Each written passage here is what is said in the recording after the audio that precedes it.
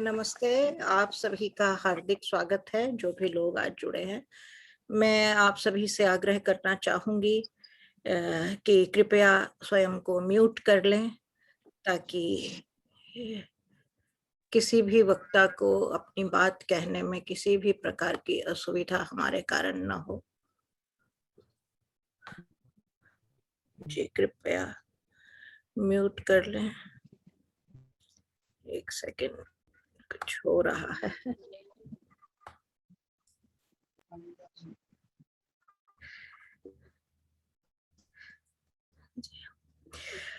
तो जैसे जैसे लोग जुड़ेंगे हम आगे बढ़ते जाएंगे, लेकिन किसी के भी कारण विश्वम्भरा का एक पैटर्न है कि हम 4 मिनट से अधिक प्रतीक्षा नहीं करते हैं और समय का बिल्कुल पालन करते हैं। प्रारंभ करने में विशेषता है, लेकिन कार्यक्रम को के समापन में हम यह भी ध्यान रखते हैं कि किसी भी वक्ता की बात छूट ना जाए, अधूरी ना रह जाए, हमसे असम्मान ना हो जाए किसी का। इसलिए हम पीछे बाद में समापन के समय कुछ छूट ले सकते हैं, किंतु प्रारंभ में हम चाहेंगे कि विलंब न हो। मैं सबको म्यूट करती जाती हूँ। एक्चुअली हमारे जो सपोर्ट के लोग आने वाले हैं, उन्होंने अभी ज्वाइन नहीं किया, नहीं तो वे लोग सहयोग कर देते मुझे। खैर, तो विश्वम्भरा के मंच पर आप सभी का हार्दिक स्वागत है। विश्वम्भरा का गठन वर्ष 2002 में भारतीय जीवन मूल्यों के प्रचार प्रसार की संस्था, अपितु बल्कि हमने शब्द जो रखा था वो था भारतीय जीवन मूल्यों के प्रसार की संकल्पना, और इसका ध्येय वाक्य था यत्र विश्वम भवत्येक नीडम। और इस मंच पर हम उन सारी गतिविधियों का, उन सभी व्यक्तियों का और उन सभी माध्यमों का प्रयोग करते हैं, आदर करते हैं, आमंत्रित करते हैं, जिन्होंने भारतीय ज्ञान विज्ञान, भारतीय कलाएं, भारतीय वाङ्मय, इतिहास, महापुरुष, शिक्षा और लोक या कि भारतीयता से जुड़े हुए जो जीवन मूल्यों के लिए किसी भी प्रकार के माध्यम का अपने जीवन में उनसे जुड़कर कार्य किया है या कर रहे हैं, तो हम ऐसे व्यक्तित्वों को निरंतर आमंत्रित करते हैं जिन्होंने इस दिशा में कुछ भी कार्य विशेष किए हैं। और मैं विश्वम्भरा के इस मंच पर आज हमारे मुख्य अतिथि आदरणीय संजीव कुमार शर्मा जी, जो वर्तमान में बिहार के मोतिहारी में केंद्रीय विश्वविद्यालय, महात्मा गांधी केंद्रीय विश्वविद्यालय के कुलपति हैं, उनका हार्दिक स्वागत करती हूँ। मुझे उनसे जोड़ने के लिए मैं अपनी प्रिय छोटी बहन वंदना शर्मा जी का भी धन्यवाद देती हूँ। अभी दे दूं, ऐसा ना हो पीछे छूट जाए। ऐसे व्यक्तिगत रूप से तो धन्यवाद देने की आवश्यकता नहीं है, ये औपचारिक धन्यवाद है वंदना। वंदना जी बहुत अच्छी लेखिका हैं, बड़ी जबरदस्त कविताएं इन्होंने लिखी हुई हैं और गत कई वर्षों से चौधरी चरण सिंह विश्वविद्यालय में प्रोफेसर के रूप में कार्यरत है। और इन सब चीजों से बड़ी पहचान वंदना जी की यह है कि वे बड़ी सशक्त स्त्री हैं और उनकी पक्षधरता जो है सदा जो वंचित हैं उनके प्रति रहती है, और सरल हृदय हैं, बहुत ही सरल हृदय है। मुझसे अधिक शायद उनके केवल परिवार वाले ही हैं जो जानते होंगे उनके इस सरल हृदय स्वभाव को। तो संजीव कुमार शर्मा जी की वे छोटी बहन है, एक यह भी परिचय है उनका। तो इस नाते क्योंकि वंदना मेरी बहन है, तो संजीव भैया का भी आप सोच सकते हैं कि वे मेरे भाई हैं। तो यह पारिवारिक मिलन जैसा समझ लीजिए आप इसे। और विश्वम्भरा के इस मंच पर मैं उनका अभिनंदन भी करती हूँ, स्वागत भी करती हूँ और अपने उस हर्ष को भी व्यक्त करना चाहती हूँ जो उनके कुलपति पद को संभालने के साथ हम सबके भीतर है। योग्य व्यक्ति जब भी कहीं ऐसे स्थान पर पहुंचते हैं, कृपया सभी अपने को म्यूट रखें प्लीज। कविता बंसल जी, आप अपने को म्यूट कर लें जी। तो मैं उस रूप में प्रसन्न भी हूँ और स्वागत भी करती हूँ। हमारे मध्य एक और इसी प्रकार के सुयोग्य व्यक्तित्व हैं, मैं उनका भी हार्दिक स्वागत करती हूँ। ऐसे आप सभी सुयोग्य व्यक्तित्व हैं, मैं आप सभी का ही स्वागत कर रही हूँ, लेकिन आज जो वक्तृता की दृष्टि से जो इस आप सबसे जिसे कहते हैं संवाद संभालेंगे, वे हैं दूसरे सज्जन विवेक मणि त्रिपाठी जी। मैंने मेरा इनसे कुछ वर्ष पुराना ही परिचय है, बड़े विनम्र युवक हैं और इनकी ये भी बिहार से हैं। हमने सोचा कि आज अभी इन दिनों वैसे तो ये चीन में रहते हैं, किंतु भारत आए हुए हैं और बिहार में ही बैठे हैं, मूलतः बिहार के ही हैं।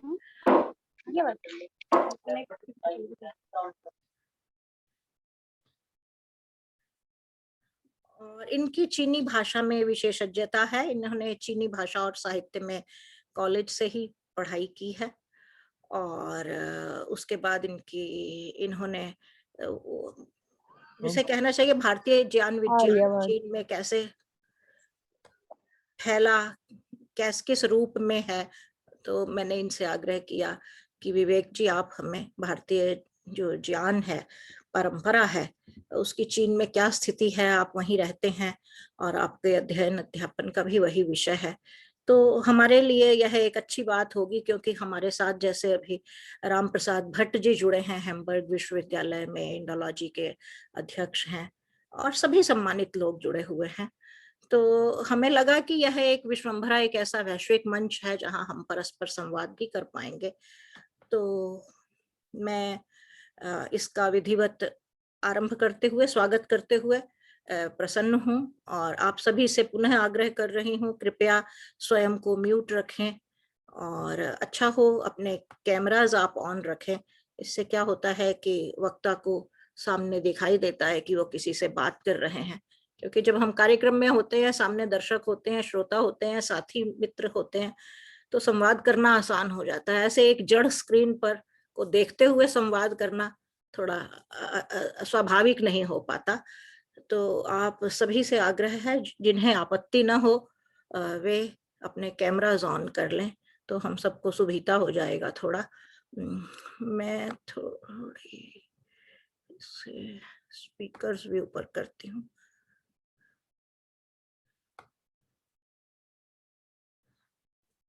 जी, तो मैं कार्यक्रम का प्रारंभ विधिवत अब चाहूंगी कि विवेक मणि त्रिपाठी जी की जो चीन में भारतीय संस्कृति या भारतीय ज्ञान परंपरा किस रूप में मुखरित है। विवेक जी का परिचय काफी बड़ा है, इन्होंने बहुत से काम किए हैं, मेरे पास वह लिखित रूप में नहीं है, लेकिन मैं जानती हूँ, तो इसलिए मैं चाहूंगी कि वे बीच में ही थोड़े अपने कार्य का भी परिचय दे दें। मैं विवेक जी को आमंत्रित करती हूँ कि आए विवेक जी। जी प्रणाम मैम, आप सभी को प्रणाम। मैं विवेक मणि त्रिपाठी मूलतः बिहार के पश्चिम चंपारण जिले का रहने वाला हूं। मैंने चीनी भाषा एवं साहित्य में काशी हिंदू विश्वविद्यालय से बीए और एमए किया हुआ है और चीन से मैंने एमफिल और पीएचडी किया हुआ है। और पूर्व में मैं भारत के मगध विश्वविद्यालय बोधगया और गुजरात केंद्रीय विश्वविद्यालय गांधीनगर में चीनी भाषा एवं साहित्य के अध्यापन से जुड़ा था और वर्तमान में अभी मैं चीन के क्वांगतुंग विदेशी भाषा विश्वविद्यालय में हिंदी भाषा एवं भारतीय संस्कृति के अध्यापन से जुड़ा हुआ हूँ। स्वागत स्वागत। तो मैं आपसे चाहूंगी कि आप अपने विषय की पर आज हमसे कुछ बांटें, जो चीन में भारतीय ज्ञान परंपरा किस रूप में विकसित है, उस पर कुछ प्रकाश डालें संक्षेप में। मैम मेरे पास कितना समय है? लगभग 5 से 8 मिनट के बीच में। जी ठीक है जी। तो मैम सभ्यता और संस्कृति और ये हम कहें कि संस्कृति किसी भी देश की आत्मा होती है तो यह सत्य ही होगा। अतिशोक्ति नहीं होगी। तो और भाषा उस आत्मा की वाहक होती है, उस संस्कृति की वाहक होती है। तो जो भारतीय ज्ञान परंपरा है, भारतीय ज्ञान साहित्य है, वह विश्व में अपने आप में अनूठा है। जैसे हमारे यहाँ जो सनातन धर्म में, भारतीय संस्कृति में विश्व बंधुत्व की भावना हो, वसुधैव कुटुंबकम की भावना हो, सर्वे भवन्तु सुखिनः की भावना हो, परोपकाराय पुण्याय पापाय परपीडनम की भावना हो, यह विश्व में अन्यत्र कहीं दुर्लभ है। और इसी हमारी जो ज्ञान रूपी संस्कृति रूपी जो हमारी आत्मा है, यह बहुत से ज्ञानियों को, विदेशियों को, दूसरे लोगों को यह अपनी ओर आकर्षित किया है। और इसका बहुत ज्यादा प्रभाव हमारे सबसे बड़े पड़ोसी देश चीन पर भी पड़ा है। चीनी भाषा में चीन को चोंगको कहा जाता है। चोंगको मतलब का अर्थ होता है मध्य देश। चीनी लोग अपने आप को मानते थे कि वे धरती के केंद्र में हैं और उनका देश स्वर्ग है। तो बाद में उन्हें पता चला कि उनके देश के पश्चिम दिशा में भी उनके अलावा भी एक स्वर्ग है, धरती पर स्वर्ग है। जब उन्होंने भारत के बारे में जाना, तब उन्होंने भारत के बारे में जाना और भारत को एक नया नाम दिया, सीथियन, जिसका अर्थ होता है पश्चिम का स्वर्ग। उसके बाद से चीनी लोगों में भारत को जानने के प्रति उत्कंठा बढ़ती ही गई।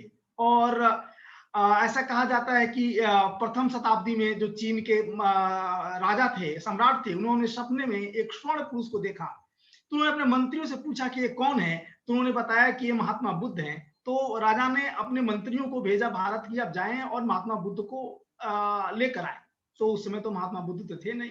तो रास्ते में भारत में चीनी मंदूतों को दो साधु मिले, वे उन्हें लेकर चीन आए। और चूंकि वे जो दोनों साधु थे, वे सफेद घोड़े पर सवार होकर आए थे, इसलिए राजा ने उनके लिए एक मंदिर बनवाया तत्कालिक राजधानी लोयान में, जिसे श्वेत अश्व मंदिर बोलते हैं। और वह मंदिर आज भी वहां पर विद्यमान है। उसके बाद से लगातार भारत और चीन के बीच भारत को जानने के प्रति उत्कंठा चीन की बढ़ती गई। फिर कुमार जीव भारत से चीन गए, वहां उन्होंने भारत के बारे में बताया। तब चौथी शताब्दी ईस्वी में उनके जो शिष्य थे फाहियान, वे भारत आए। उसके बाद 7वीं शताब्दी में ह्वेनसांग जो सबसे महत्वपूर्ण थे, उस समय चीन में जो थांग वंश था और भारत में गुप्त वंश था, दोनों भारत और चीन के स्वर्ण युग कहे जाते हैं।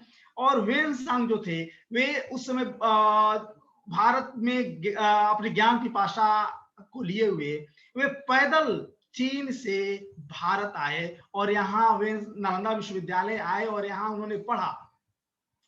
पढ़ने के बाद वे वापस चीन गए। जब वे चीन जा रहे थे तो नालंदा विश्वविद्यालय के एक शिक्षक ने कहा भी था कि आप चीन मत जाइए। आप चीन क्यों जाएंगे? क्योंकि वहाँ के लोग शिक्षित उतने नहीं है, प्रबुद्ध नहीं है, वहाँ शाक्य मुनि का जन्म भी नहीं हुआ था। तो ह्वेनसांग ने कहा था कि चूंकि मैं भारत आकर प्रबुद्ध हो चुका हूं, मैं यहाँ पर आकर ज्ञान सीख चुका हूं, तो यह मेरा पुनीत कर्तव्य है कि मैं वापस चीन जाऊं और मैं वहां के लोगों को प्रबुद्ध करूं। तो भारत तो बहुत लोग आए, अरबी लोग भी, अरब के लुटेरे भी आए, ब्रिटिश लुटेरे आए, ये लोग भारत को लूटने आए। लेकिन ह्वेनसांग, फाहियान, इत्सिंग, ये जो 3 चीनी यात्रियां से हजारों हैं, ये लोग चीन से पैदल भारत आते हैं। किस लिए?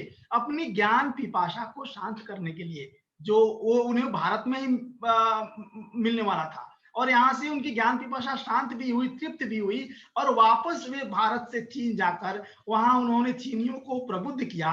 जो भारतीय ज्ञान था वह चीनियों को बताया भी।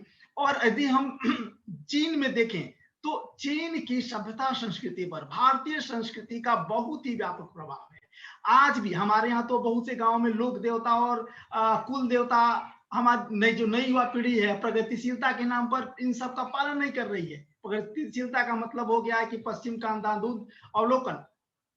लेकिन अभी भी चीन के गांव में आपको कुल देवता मिल जाएंगे, आपको ग्राम देवता मिल जाएंगे, हर घर में कुल देवता मिल जाएंगे। इतना ज्यादा वहां पर प्रभाव है। और यदि हम चीनी संस्कृति पर देखेंगे तो चीनी संस्कृति, जो चीनी भाषा है, सबसे कठिन भाषा है। चीनी भाषा में 4 स्वर होते हैं। यह स्वर संस्कृत से क्या है? चीनी भाषा में लगभग 84,000 शब्द हैं और उसमें 20 से 40,000 शब्द संस्कृत के हैं। और चीनी, यदि हम चीनी चिकित्सा देखें, चीनी चिकित्सा शास्त्र, शल्य शास्त्र, मोतियाबिंद का इलाज, ये सभी चीन, भारत से चीन गए, जो यहाँ हमारे जो साधु महात्मा चीन में गए थे बौद्ध धर्म के प्रचार प्रसार के लिए, वहां उन्होंने इसका प्रचार प्रसार किया। और वे अब जैसे ह्वेनसांग गए थे चीन से, चीन गए भारत से, वे अपने साथ 600 से ज्यादा पुस्तकें लेकर गए थे। कालांतर में बख्तियार खिलजी द्वारा नालंदा विश्वविद्यालय को नष्ट कर दिया गया और हमारे जितने भी अमूल्य धरोहरें थी, जो हमारी भारतीय ज्ञान का जो अमूल्य धरोहरें रखी हुई थी, वे सब नष्ट हो गई। लेकिन उन सभी पुस्तकों का, जो 657 पुस्तक ह्वेनसांग भारत चीन लेकर गए थे, वे आज भारत में अप्राप्य हैं, लेकिन चीन में उनका चीनी अनुवाद आज भी संग्रहित है। और यदि आज ह्वेनसांग का यात्रा वृत्तांत नहीं होता, तो भारत में बौद्ध धर्म के लगभग 80 से 90% जो स्थान है, जिस नालंदा विश्वविद्यालय है, सारनाथ है, कुशीनगर है, ये प्राप्त नहीं हो पाते थे। तो कालांतर में भारतीय संस्कृति का चीन पर बहुत ज्यादा प्रभाव पड़ा। वर्तमान समय में भी चीन में भारतीय संस्कृति का प्रभाव बहुत ज्यादा है। और वर्तमान समय में किसका प्रभाव है? तो वर्तमान में यदि चीनी लोग भारतीयों को देखते हैं तो उनके मुंह से 3-4 शब्द निकलते हैं। अमितोफो, भगवान बुद्ध, क्या भगवान बुद्ध के देश से हैं। उसके बाद योग का स्थान आता है। योग, आप भारत से हैं तो आपको योग जानते होंगे, अब भारत से हैं तो आप आयुर्वेद जानते होंगे, आप भारत से हैं तो आप भारतीय नृत्य करना जानते होंगे। अभी चीन के लगभग 600 शहरों में योग केंद्र बने हुए हैं। इतना उतना योग केंद्र तो भारत में भी अब नहीं है। अब अभी तो जब योग विदेश से योगा बनकर आया तो भारत में कुछ लोग योगा कर रहे हैं, लेकिन अभी भी बहुत कम लोग कर रहे हैं। आयुर्वेद, चीन में आयुर्वेद बहुत ही ज्यादा प्रसिद्ध है और बहुत ज्यादा प्रसिद्ध हो भी रहा है। चीनी लोग बहुत ज्यादा मात्रा में आयुर्वेद का प्रयोग करते हैं और चीन से भारत भी आ रहे हैं आयुर्वेद के लिए।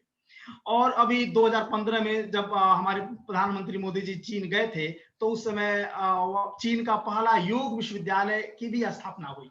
यह पहला हुआ कि 2015 में घोषणा भी हुई और 2015 में उस योग विश्वविद्यालय की स्थापना भी हो गई।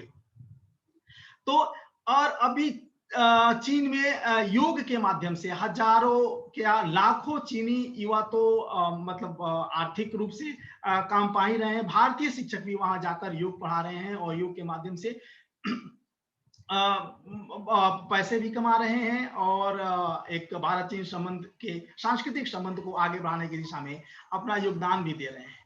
तो कहने का अर्थ है कि जो मैं एक और बात साझा करना चाहता हूं कि हमारे एक प्रोफेसर ने हमसे पूछा कि भारत में नैतिक शिक्षा का पाठ्यक्रम क्या है, जरा बताओ मुझे।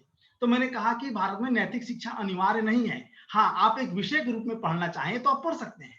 तो उन्हें बहुत आश्चर्य हुआ। चीन में क्या है, चीन में आप कोई भी विषय पढ़ें, आपको नैतिक शिक्षा पढ़ना ही पढ़ना है, सैन्य शिक्षा पढ़ना ही पढ़ना है। तो बोले कि भारत में तो जो भारतीय जो सनातन ज्ञान है तो पूरा नैतिक शिक्षा से भरा हुआ है और आपके यहाँ नैतिक शिक्षा पाठ्यक्रम का विषय नहीं है, ये तो बहुत ही दुख की बात है। और वही नैतिक शिक्षा के अभाव में वही हमारी जो भारतीय ज्ञान परंपरा शिक्षा को शिक्षा से आधुनिक शिक्षा से अलग कर देने का दुष्प्रभाव क्या है कि आज हमारे विद्यार्थी सफल तो हो रहे हैं लेकिन सार्थक नहीं हो रहे हैं। वे पैसे कमा ले रहे हैं, नौकरी पा ले रहे हैं, लेकिन वे समाज के लिए, परिवार के लिए सार्थक नहीं हो पा रहे हैं। तो यदि सफलता ही उपयुक्त नहीं है, यदि हम अच्छी नौकरी पा लें, लेकिन यदि हम अपने परिवार के प्रति, समाज के प्रति, देश के प्रति सार्थक नहीं है, तो उस सफलता का कोई मूल्य नहीं है। और हम सार्थक तभी होंगे जब हमारी शिक्षा व्यवस्था, हमारी भारतीय ज्ञान परंपरा, हमारे जो नैतिक भारतीय नैतिक मूल्य हैं, उनसे जुड़ी रह पाएंगी।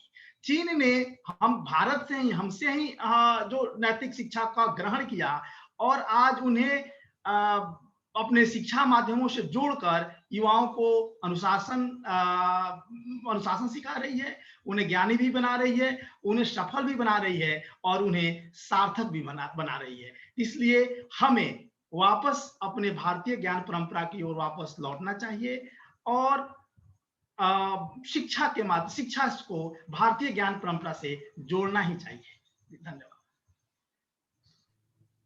धन्यवाद विवेक जी। बहुत अच्छा लगा। हमारे लिए चीन एक ऐसा लोक है, मुझे लगता है हमारे लिए ही नहीं, विश्व भर के लिए चीन एक ऐसा लोक है जिसको जानने की इच्छा सब में बनी रहती है, क्योंकि एक बंद समाज है। और उस तरह से जैसे आज की भाषा में हम लोकतंत्र कहते हैं, खुला समाज, कि कोई भी कुछ भी कर सकता है, लोकतंत्र को हम ऐसा मानने लगे हैं। वैसा न होने के कारण हमें लगता है कि उसे जानना, और जितना भी पता लगता है जानने की उत्कंठा और होती है। और आपने बहुत संक्षेप में, सबसे अच्छी बात है कि आपने समय के भीतर उसे समाप्त कर दिया। और धन्यवाद आपके इस योगदान के लिए। मैं आगे बढ़ूं उससे पहले मैं, हमारे राम भट्ट जी हैं जी, मैं आपको जी, मैं राम भट्ट जी को आमंत्रित करूंगी कि हमारे मुख्य अतिथि का वे परिचय देंगे। एक मिनट।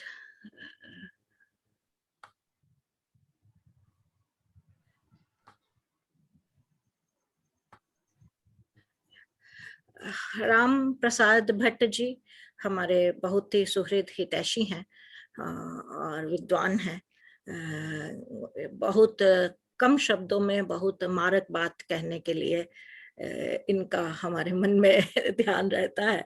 इनमें यह बड़ी अच्छी शक्ति है कि बहुत कम शब्दों में बहुत अच्छी बात और बहुत सार्थक बात कह देते हैं। गंभीर हैं और जिसे कहना चाहिए आदर देने में बहुत, ऐसे व्यक्तित्व बहुत कम होते हैं। विशेषतः भारतीय समाज में हमें जब इस तरह के व्यक्तित्व मिलते हैं तो हम उनका अभिनंदन करते हैं। मैंने राम प्रसाद भट्ट जी से आग्रह किया था कि वे आए और हमारे मुख्य अतिथि का औपचारिक परिचय हम सब उपस्थितों को दें। राम प्रसाद भट्ट जी ने उसे सहर्ष स्वीकार किया। मैं पहले उनका भी धन्यवाद देती हूँ और हम बात को आगे बढ़ाएंगे, क्योंकि हम मुख्य अतिथि को सुनने के लिए बैठे हैं कि भारतीय ज्ञान परंपरा क्या है। पहली बात तो यह है क्योंकि हमारे परंपरा जो है वेद से शुरू होती है। दुर्वेद का शब्द जो जिस धातु से वेद शब्द बना है, विद ज्ञाने, उसका अर्थ ही है, वेद का अर्थ ही है ज्ञान। तो ज्ञान तो, और यह अलग बात है कि संसार जो सृष्टि की टाइमलाइन है उसकी स्केल बहुत, जिस स्केल पर मापता है उनका वो कम है, लेकिन हमारी जो काल गणना है लगभग हमारे 1 अरब 97 करोड़ वर्ष हम मानते हैं सृष्टि के। और तब से इस ज्ञान परंपरा की थाती को हमारा समाज सुरक्षित रखे हुए है। ऐसा नहीं कहना चाहिए कि वेद पर केवल भारत का ही अधिकार है। वेद मानव मात्र का, जैसे कहना चाहिए, ब्रोशर है मैनकाइंड का के लिए दिया गया, लेकिन फिर भी हमने उसे सुरक्षित रखा है। इसलिए हम उस पर गर्व कर सकते हैं, जबकि सारे विश्व की सब संस्कृतियों ने उस धरोहर को बचाकर नहीं रखा। और फिर यह वेद से हमारे ब्राह्मण ग्रंथ, उपनिषद, दर्शन और यह परंपरा चलती आती है आज तक। और फिर आज हम जिस जिस समय के जिस बिंदु पर खड़े हैं उसे हम आप सब अधिक जानते हैं। उस पर कुछ कहने की आवश्यकता नहीं है, हमारे माननीय वक्ता उस पर बोलेंगे ही। उनके साथ हम उत्सुक हैं कि हम उन्हें सुने, उनका स्वागत करें। मैं अब भट्ट जी से चाहूंगी कि वे उनका एक औपचारिक परिचय आप सबसे बांटेंगे। स्वागत भट्ट जी। कविता जी, बहुत बहुत धन्यवाद। आपने मुझे ये सौभाग्य दिया यहाँ आज आदरणीय प्रोफेसर संजीव कुमार शर्मा जी का परिचय देने के लिए, जो वर्तमान में एक बहुत ही महत्वपूर्ण पद पर और पद को सुशोभित कर रहे हैं। Vice chancellor Mahatma Gandhi central university Bihar Motihari में। सर नमस्कार, प्रणाम, और आप सभी श्रोताओं को भी मेरी तरफ से नमस्ते। आज के जो मुख्य वक्ता हैं प्रोफेसर शर्मा जी, आप अप्रैल 2000 आप पहले, इससे पहले जो हेड थे पॉलिटिकल साइंस के चौधरी चरण विश्वविद्यालय मेरठ में, और उससे पहले भी आप जनरल सेक्रेटरी के पद को भी सुशोभित कर चुके हैं political science association of India, मेरे ख्याल से मैं अगर ये सही समझा हूँ, और एडिटर रहे हैं बहुत ही महत्वपूर्ण पत्रिका के, भारतीय राजनीति विज्ञान शोध पत्रिका, बहुत महत्वपूर्ण पत्रिका है, और आप नेशनल मेरिट में स्कॉलरशिप भी आपको मिली है। आपके अंडर में लगभग 20 पीएचडी स्कॉलर्स अपनी थीसिस लिख चुके हैं। मैं आपको बताना चाहता हूं कि यूरोप में हम लोगों के अधिक से अधिक मतलब बहुत कम इस तरह के लोग होते हैं जो इतनी सारी थीसिस जिनके अंदर लिखी जाती हैं, और 37 पोस्ट डॉक्टरल थीसिस और 74 रिसर्च पेपर्स आप लिख चुके हैं। और इससे पता नहीं कितनी सारी किताबें मैं यहाँ देख रहा हूँ, 16 रिव्यूज, 29 और चीजें हैं। तो कहने का तात्पर्य यह है, ये सब चीजों में जाने के बाद, कि मुझे लगता है कि इतनी महान विभूति और इतनी जानकार मनुष्य और इंसान को सुनना बिल्कुल मेरे लिए एक नया अनुभव होगा। और मैं समझता हूँ कि आप जिस पद पर हैं उस पद को आप बिल्कुल गौरवान्वित कर रहे हैं, और वहां से जो लोग निकलेंगे, जो लोग आपके विश्वविद्यालय से निकल रहे हैं, वे बिल्कुल हमारी तरह, या जो हम लोग छोटे मोटे लोग जो इधर आ गए, जरूर दुनिया में आपका दिया हुआ ज्ञान उसको बिल्कुल फैलाएंगे। और ज्ञान तो ऐसी चीज है कि जो हमेशा बढ़ता ही जाता है, और विद्वता बहुत महत्वपूर्ण बात है।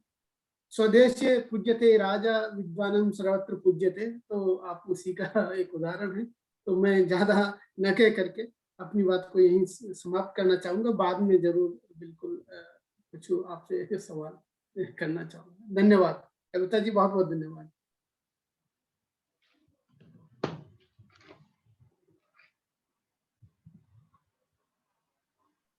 मैं आदरणीय संजीव जी को आमंत्रित करती हूँ। मुख्य वक्ता भी हैं, मुख्य अतिथि भी हैं, वे आए और सभा को संबोधित करें। स्वागत।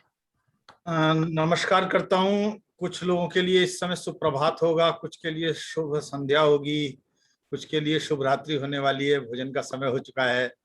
अन्य अन्य स्थानों से लोग जुड़े, सबको यथा योग्य, यथा स्थान, यथानुकूल प्रणाम निवेदित करता हूँ। विश्वम्भरा की ओर से आयोजित इस संगोष्ठी में जितने भी लोग इस कार्यक्रम से जुड़े हुए हैं उन सबको प्रणाम निवेदित करता हूं। आदरणीय डॉक्टर कविता वाचकनवी जी, मेरे मित्र प्रोफेसर जितेंद्र श्रीवास्तव जी, आदरणीय रामप्रसाद भट्ट जी, उन्होंने बड़े विस्तार से मेरा परिचय दिया, और इस कार्यक्रम में जुड़े हुए प्रत्यक्ष परोक्ष रूप से सभी को प्रणाम करता हूं। महात्मा गांधी की भारत की पहली कर्मभूमि चंपारण, जहां से विवेक आते हैं, वो 2 भाग में विभाजित हुई, पूर्वी और पश्चिमी चंपारण। तो चंपारण से संजीव कुमार शर्मा का प्रणाम स्वीकार करें आप सब लोग। चंपारण ने मोहनदास करमचंद गांधी को महात्मा गांधी बनाया, भारत की उनकी पहली कर्मभूमि थी। मुझे सौभाग्य मिला है कि उस स्थान पर स्थापित केंद्रीय विश्वविद्यालय का नेतृत्व करने का अवसर मिला है। आपने आज भारतीय ज्ञान परंपरा और समकालीनता विषय पर मुझे बोलने का अवसर दिया, इसके लिए डॉक्टर कविता जी का बहुत बहुत आभार व्यक्त करता हूँ। मैं राजनीति विज्ञान का विद्यार्थी हूँ, राजनीति विज्ञान का ही अध्ययन अध्यापन कर रहा हूँ, और इस समय प्रशासन कर रहा हूँ। तो ज्ञान परंपरा पर मैं आप सब जितने लोग बैठे हुए हैं उनमें से बहुत से कम जानता हूँगा, फिर भी जो कुछ जानता हूँ आप सबके सामने कुछ समय में कहूँगा। हम विवेक जी ने जहां संकेत प्रारंभ किया, मैं वहीं से चलता हूं। कविता जी ने भारत की ज्ञान परंपरा में वेद का उल्लेख करते हुए मुझे एक दिशा भी दे दी। हम विश्व भर को एक संदेश देने वाले, विश्व भर के सामने अपनी प्रार्थनाओं के माध्यम से विशिष्ट हो जाने वाले, वेद प्रार्थनाएं मात्र हैं, संसार भर में सबसे पहली प्रार्थनाएं करने वाले, प्रकृति से सबसे पहला साक्षात्कार करने वाले, विश्व भर की सबसे पहली सभ्यता के रूप में, सबसे पहली संस्कृति के रूप में, सबसे पहली रचनाओं के रूप में, वेद के 4 भाग और उसके बाद महाकाव्यों के रूप में जब क्रौंच के वध से, निषाद द्वारा क्रौंच के वध से अनुष्टुप छंद निकला वाल्मीकि के मुख से, तो बड़े चिंतित हुए, बड़े अचंभित से हुए और भ्रमित से भी हुए। तो उन्होंने कहा ये क्या हो गया, और नारद आकर उनसे कहते हैं आदि कवि हो गए हो, रचना करो। तब भी वो पूछते हैं क्या लिखूं, कौन वहम सांप्रतम लोके, कौन है इस समय पृथ्वी पर जिसके बारे में लिखूं। तो कहते हैं इक्ष्वाकु वंश प्रभवो रामो नाम जनैश्रुत, लोगों से हमने इक्ष्वाकु वंश के राम का नाम सुना है, उनके बारे में लिखो, उनका चरित्र लिखो। मैं यहां से प्रारंभ कर रहा हूं कि भारत की सारी परंपरा मूलतः श्रुति आधारित है, श्रुति आधारित है, कर्ण आधारित है। श्रुति कान को भी कहते हैं, सुनने को भी कहते हैं, और श्रुति से स्मृति तक जाती है। वो विद्यार्थी ने स्मरण में भी ले लिया, गुरुकुल में, ऋषियों के आश्रम में विद्यार्थी ने अपनी स्मृति में ले लिया, और स्मृति से वो निरंतर आगे फैला भी दिया, उसकी प्रसृति भी हो गई। वो जो प्रसृति है स्मृति से, वही विद्यार्थी को पास में बैठाकर और सरलता पूर्वक समझाने के लिए आरण्य ग्रंथों में, ब्राह्मण ग्रंथों में और उपनिषदों में प्रस्तुत हुई। तो भारत की सारी सांस्कृतिक परंपरा, ज्ञान परंपरा मूलतः वेद आधारित, महाकाव्य आधारित, उपनिषद आधारित, स्मृति, आरण्यक, ब्राह्मण ग्रंथ आधारित है। यहां से हम प्रारंभ करते हैं, लेकिन वह और अपने विभिन्न आयामों का स्पर्श भी करती हुई चलती है। उसमें वह अर्थशास्त्र की भी एक परंपरा लेती है, वह आन्वीक्षिकी, त्रयी वार्ता, उस पर भी विभिन्न प्रकार के ग्रंथों को हम देखते हैं। बहुत सारे ग्रंथ आज उपलब्ध नहीं है, विवेक ने अभी उल्लेख किया कि कुछ भारत में उपलब्ध नहीं है, चीन में उपलब्ध है। तो वह एक इतिहास का, राजनीति का विषय, उसमें आज नहीं जाऊंगा। लेकिन हम विश्व भर में विलक्षण हैं, विश्व भर में विशिष्ट हैं, तो किस लिए हैं? आज समकालीन प्रश्नों को ध्यान में रखते हुए हमारे सामने सबसे पहला प्रश्न आया जब कोविड का संकट आया। चीन ने बहुत कुछ दिया, चीन ने बहुत कुछ पाया। अभी ये भी एक विचार विमर्श चल रहा है, क्या कोविड भी चीन ने तो नहीं दे दिया है? इस बारे में अभी संसार भर प्रश्न कर रहा है। तो चीन की दी हुई बहुत सारी अच्छी बुरी बातों पर हम प्रश्न चिन्ह खड़े कर सकते हैं, लेकिन ये जरूर विचार करते हैं कि संसार भर को ये कहने वाला देश, सर्वे भवन्तु सुखिनः, सर्वे सन्तु निरामयाः, सर्वे भद्राणि पश्यन्तु मा कश्चित् दुःख भाग् भवेत्, वह समकालीनता का सबसे बड़ा आग्रह हमने देखा जब कोविड का पहला संघात हुआ।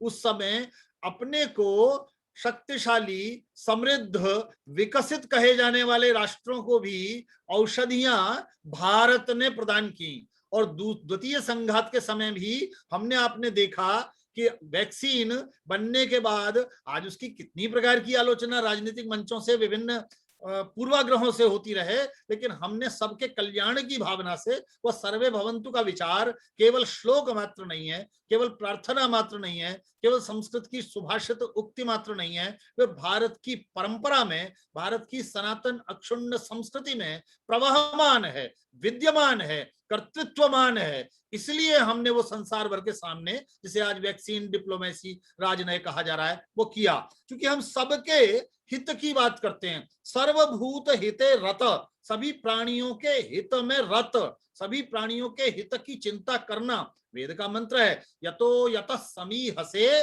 ततो नो अभयम कुरु। वेद के इस मंत्र की अद्भुत बात यह है कि प्रार्थना करता हुआ ऋषि यह कहता है, जिससे उचित समझते हो, यतो यतः समीहसे, जहां जहां से उचित समझते हो, जिस जिस दिशा से उचित समझते हो, जिस जिस क्षेत्र से उचित समझते हो, उससे ततो नो अभयम कुरु, हमें अभय करो, हमारी रक्षा करो, हमारा कल्याण करो। और शन्नः कुरु प्रजाभ्यो, हमारी प्रजाओं का कल्याण करो, शन्नः कुरु प्रजाभ्यो। और यह प्रजा सब्जेक्ट्स नहीं है, मैं अंडरलाइन करना चाहता हूं, रेखांकित करना चाहता हूं, ये प्रजा सब्जेक्ट्स नहीं है, ये सबऑर्डिनेट्स नहीं है, ये एक प्रकार से प्रकृष्टेन जागृति इति, माने हमारे साथ विशिष्ट रूप से जीवन यापन करता है, हमारे साथ जीता है, जो भी वह प्रजा है, जो हमारे साथ रह रहा है। तो सबकी चिंता करना, शन न कुरु प्रजाभ्यो अभयम न पशुभ्य, हमारे पशु पक्षियों की इस जैव विविधता की, उसकी भी रक्षा करना, उसकी भी चिंता करना, ये सर्वे भवन्तु सुखिनः का सिद्धांत सर्वभूत हिते रत तो है ही, सर्व कल्याण पर भी आधारित है। और भारत की ज्ञान परंपरा का मूल तत्व मैं प्राय मानता हूं कि वह विश्व कल्याण आधारित है। इसीलिए वह लोका समस्ता सुखिनो भवन्तु कहता है, सारे लोक सुखी हों, सब सुखी हों। किसी की भी चिंता करना वह अपने दायित्व का अंग मानता है, सबका समावेशी भाव रखता है। वह जो सर्व समावेशी भाव है, वह वेद का एक मंत्र बड़ा प्रसिद्ध सा है, नाना धर्माणम बहुधा विवाचसम जनम बिभ्रति पृथ्वी यथौकसम। जैसे विभिन्न प्रकार के धर्मों का पालन करने वाले, अब आज की दृष्टि समकालीनता से देखें तो कौन से धर्म रहे होंगे, कौन से मजहब रहे होंगे क्या, लेकिन वे संप्रदाय, पथ, पंथ, हम उन्हें कुछ भी नाम दें, इसका अर्थ है मेरा मत, मेरा अभिमत, मेरा विचार वह विभिन्न हो सकता है। नाना धर्माणम और बहुधा विवाचसम, संस्कृत का बड़ा अच्छा सा शब्द है बहुधा। बहु माने अलग अलग, बहुत प्रकार, और धा माने धावती अर्थ में, जहां विभिन्न दिशाओं में भागता हो जिसका विचार, उनको भी साथ रखते हुए, जैसे ये पृथ्वी साथ सबको रख लेती है, जन्म बिभ्रति पृथ्वी यथौकसम, जैसे पृथ्वी सबको साथ रख लेती है, वैसे हम साथ रह सकें। और जब साथ रहेंगे तो साथ चलेंगे।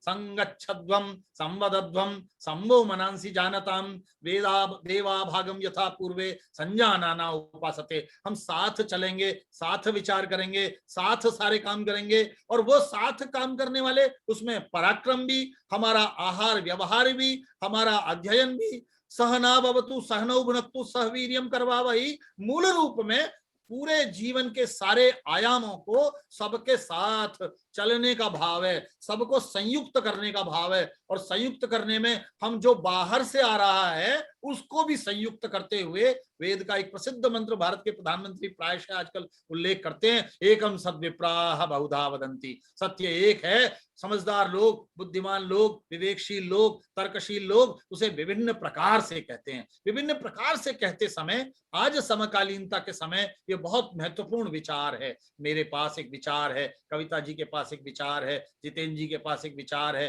लेकिन वो विचार हो सकता है एक दूसरे से सहमति न रखता हो, लेकिन वो एक दूसरे का शत्रु नहीं है, एक दूसरे का विरोधी नहीं है, एक दूसरे का प्रतिरोधी नहीं है। इसीलिए भारत की परंपरा में, ज्ञान परंपरा में, वाद के साथ वाद ही है। वादे वादे जायते तत्व बोध, तत्व का बोध वाद और वाद से होगा, वाद विवाद से नहीं होगा, वाद प्रतिवाद से नहीं होगा। वहां वाद का एक प्रतिवाद और फिर उसकी एक संवाद की परंपरा, यह विचार नहीं है। इसीलिए संघर्ष का इतिहास, जिन्होंने वर्ग संघर्ष का इतिहास संसार भर की सारी वैचारिकी में, संसार भर के सारे कथ्य में, संसार भर के सारे आख्यानों में आरोपित कर दिया, उन्हें निश्चित रूप से, अनिवार्य रूप से प्रत्येक वस्तु में एक विचार और उसका प्रतिरोधी विचार, विरोधी विचार खोजना आवश्यक हो गया। वो भारत में नहीं है। भारत में यह विचार है कि जो भी विचार संसार भर से आएगा, आनो भद्रा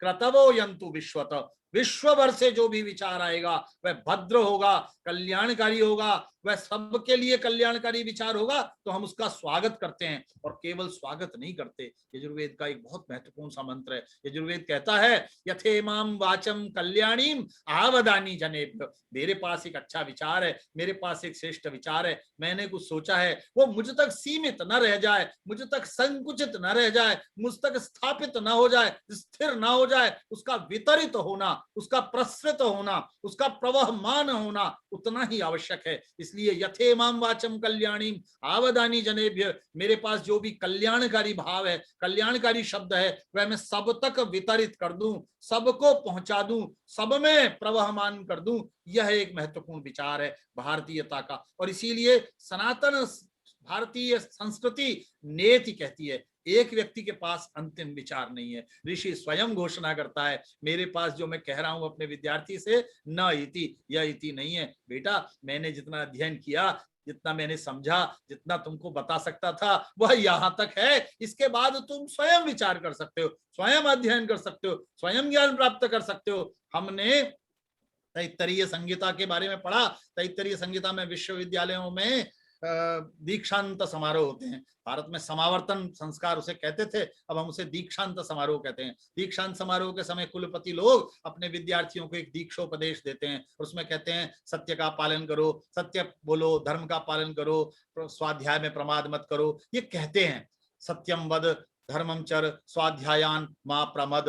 लेकिन उसमें दो महत्वपूर्ण बातें और कहते हैं। उस शतपथ तैत्तरीय संहिता के मंत्र में ये कहते हैं, यानी अस्माकं सुचरितानि तानि त्वया उपास्यानि नोइतराणि। इसका अर्थ है, हे भाई मेरे विद्यार्थी, तुम जब मेरे पास रहे, मैं अपने मित्रों से कहता हूं, एक विद्यार्थी मेरे पास पढ़ने के लिए एमए में आता है, एमए में पढ़ने के बाद एमफिल पढ़ता है, पीएचडी करता है। अभी भट्ट जी ने वर्णन किया, इतने सारे विद्यार्थियों ने शोध किया। वह जब आते हैं तो वो मुझे देखते हैं, मेरे साथ रहते हैं, अध्ययन करते हैं, समझते हैं, मेरी शक्ति को, मेरी सामर्थ्य को, मेरी क्षमताओं को, मेरी प्रतिभा को, उस सब को जानते हैं, उससे परिचित होते हैं। लेकिन इन सब के साथ साथ जब वो मेरे अधिक संपर्क में रहते हैं तो मेरी दुर्बलताओं को भी जानते हैं।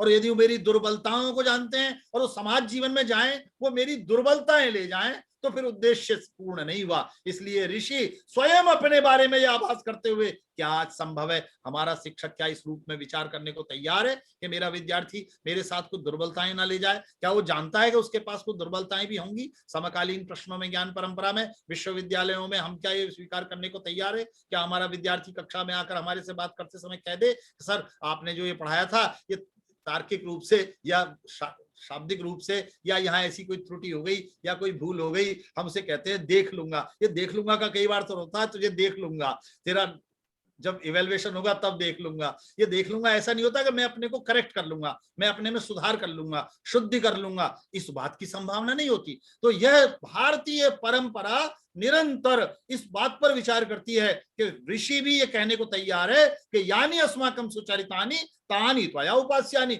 नोहितराणि। शेष को मत ले जाना समाज जीवन में। इसी संहिता में एक और महत्वपूर्ण बात है, वो प्रश्न पूछता है विद्यार्थी, जब मेरे पास कुछ नहीं होगा तब मैं क्या करूंगा? कृष्ण गीता में कहते हैं, तस्मात् शास्त्रम प्रमाणम ते कार्य कार्य व्यवस्थित हो। जब कार्य और कार्य की स्थिति आ जाए, क्या करूं क्या ना करूं, तो क्या मेरे सामने रास्ता होगा? कृष्ण अर्जुन से कहते हैं, तस्मात् शास्त्रम प्रमाणम ते, तू शास्त्र की ओर जाना, जो शास्त्र कहता है। शास्त्र तो हमने पढ़ा है, शास्त्र परंपरा ने खूब पढ़ा दिया है। अब शास्त्र पढ़ने के बाद बहुत बार गुरु ने जो उसकी व्याख्या की है वो भी महत्वपूर्ण है। लेकिन तैत्तरीय संहिता कहती है बहुत बार शास्त्र उपलब्ध नहीं है। जब शास्त्र उपलब्ध नहीं होगा तब क्या होगा, तब कहां जाना होगा? भारत की ज्ञान परंपरा का ये प्रश्न बहुत पहले यक्ष ने युधिष्ठिर से पूछा, और युधिष्ठिर से जब जल भरने के लिए 5 भाई गए तो युधिष्ठिर से पूछा यक्ष ने, का पंथा, मार्ग क्या है, रास्ता क्या है? आज समकालीन समय में बहुत सारे मेरे मित्र कहते हैं होगा आपकी 5,000 20,000, और कविता जी ने तो उसे 1 अरब से अच्छा भारतीय पारंपरिक रूप में बता दिया। ये हजारों करोड़ों लाखों वर्षों की परंपरा में बहुत कुछ श्रेष्ठ होगा, लेकिन आज क्या है, का पंथा, आज मार्ग क्या है? युधिष्ठिर उसको उत्तर देते हैं, वेदा विभिन्ना स्मृति और विभिन्ना नैको मुनिर यस्य वच प्रमाणम। वेद भी अलग अलग हैं, उनमें बातें भी अलग अलग हैं, ऋषि भी अलग अलग हैं। एक भी ऋषि ऐसा नहीं है जो कहता है मेरा वाक्य अंतिम है। नैको मुनिर यस्य वच प्रमाणम धर्मस्य तत्वम निहितम गुहायाम महाजनो येन गतस्स पंथा। जिस रास्ते से श्रेष्ठ लोग गए हों, जैसा बड़े लोगों ने किया हो, उसे करो। और गीता कहती है यद यदा चरते श्रेष्ठ तत्तद्देवेत्तरो जन। जैसे जैसे श्रेष्ठ लोग आचरण करते हैं, सामान्य लोग उसका अनुसरण करते हैं, उसका अनुकरण अनुगमन करते हैं। एमएन श्रीनिवास ने बहुत बाद में आपने पढ़ा एक थियरी दी संस्कृताइजेशन की, वो मूलतः यही है, यद यदा चरते श्रेष्ठ तत्तद्देवेत्तरो जन। हमने उसको इस रूप में समझा। तो भारत की सांस्कृतिक परंपरा में एक एकात्मिका है। एकात्मिका इस बात की है कि सब कुछ एक है। कृष्ण गीता में कहते हैं ईश्वर सर्वभूतानां हृदयेषु तिष्ठति। हे अर्जुन, सभी प्राणियों के हृदय देश में ईश्वर निवास करता है। सर्वभूतानां, मनुष्यों को नहीं कह रहे हैं, स्त्री पुरुषों मात्र को नहीं कह रहे हैं, सभी प्राणियों में, सभी भूतों में, स्थावर जंगम में, सब में ईश्वर का निवास है। मैं महात्मा गांधी केंद्रीय विश्वविद्यालय का नेतृत्व करता हूं। महात्मा जी ने एक बार बहुत पहले कहा, और महात्मा जी ने कहा, दुर्भाग्य से किसी दुर्घटना में, किसी कारण से भारत की सारी सांस्कृतिक परंपरा में सब कुछ जो नष्ट हो जाए यदि, तब भी यदि ईशावास्योपनिषद बच गई तो भारत बच जाएगा, भारत की परंपरा बच जाएगी। और महात्मा जी कहते थे उसका भी पहला मंत्र बच जाएगा तो भारत की एकात्मिका संस्कृति बच जाएगी। और वो कहता है ईशावास्यमिदं सर्वं यत्किंच जगत्याम जगत तेन त्यक्तेन भुंजीथा मा गृधस्य धनम। माइक ऑन हो गया है, हिंदू भारतीय जी का माइक ऑन हो गया है। कि आप अपना माइक बंद कर लें तो थोड़ी सुविधा हो जाएगी जी।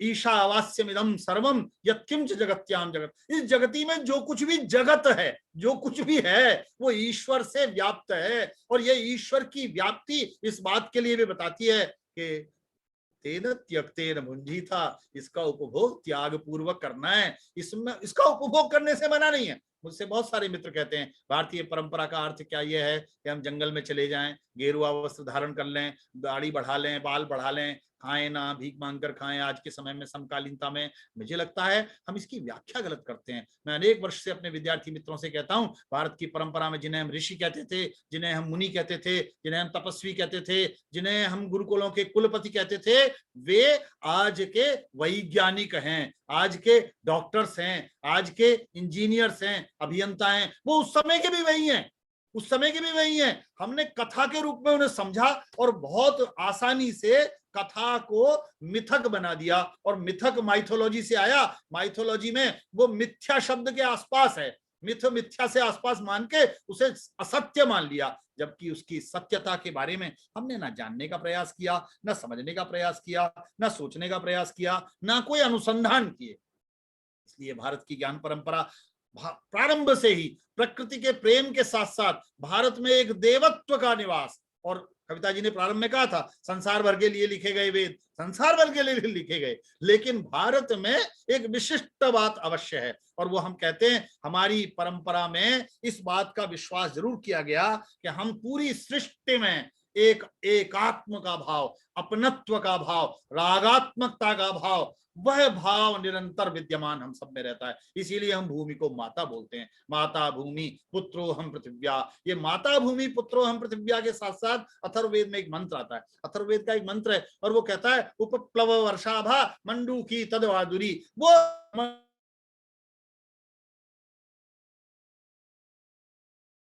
थोड़ा मेहनत करके इस भूमि को इतना उर्वर बना देना जिससे लोगों के लिए आसानी हो जाए, किसानों को समस्या ना आए, परेशानी ना हो। इसलिए सत्य का विचार, सत्य का अनुसंधान समय के अनुरूप किसी भी प्रकार से भारत की पूरी भारतीय ज्ञान परंपरा सत्य का अनुसंधान करती है। उस सत्य के अनुसंधान के लिए वह स्वयं से भी प्रश्न करती है, मैं कौन हूं, कश्चाहम का च मे वृत्तिर्।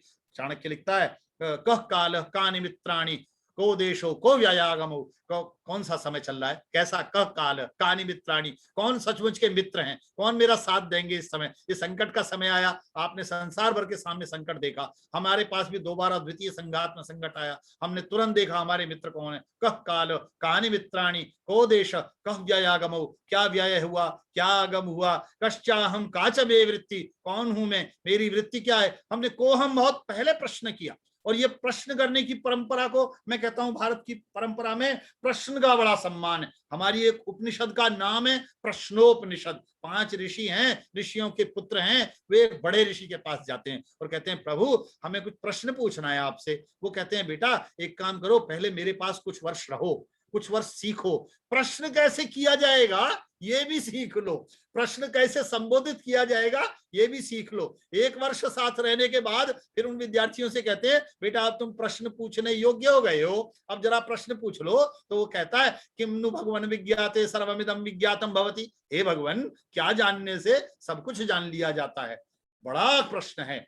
कविता जी का जो उपाख्याय नाम है वाचक नवी, वचक्नु ऋषि की पुत्री गार्गी वाचक नवी थी। उन्होंने एक प्रश्न किया। बृहदारण्यक उपनिषद का बड़ा महत्वपूर्ण प्रसंग है भारत का, भारत की परंपरा को पहचानने का। हम उसके कथानक में, कथानक के मूल भाव में ना जाके ये देखते हुए संदेश क्या दे रहा है, वो उसकी संरचना में, यदि संरचना को देखने लगते हैं तो कई बार भ्रम होता है ऐसा कैसे हुआ होगा। और कथा बहुत संक्षेप में कहता हूं, मुझे बड़ी प्रिय है, मैंने देश भर में इस कथा को गाया है। बृहदारण्यक उपनिषद की एक कथा है, और वो कथा ये है कि जनक के दरबार में, जनक विदेह राज है, उनके दरबार में 1000 सोने की सींग वाली गायें वो कुबेर ने दी, किसने भी दी भगवान जाने, लेकिन वो कहते हैं मेरी सभा में जो भी सबसे बड़ा विद्वान हो इन गायों को ले जाए। याज्ञवल्क्य बड़े अपने विद्यार्थी से कहते हैं सामश्रवा, इन गायों को ले चलो बेटा, गुरुकुल ले चलो।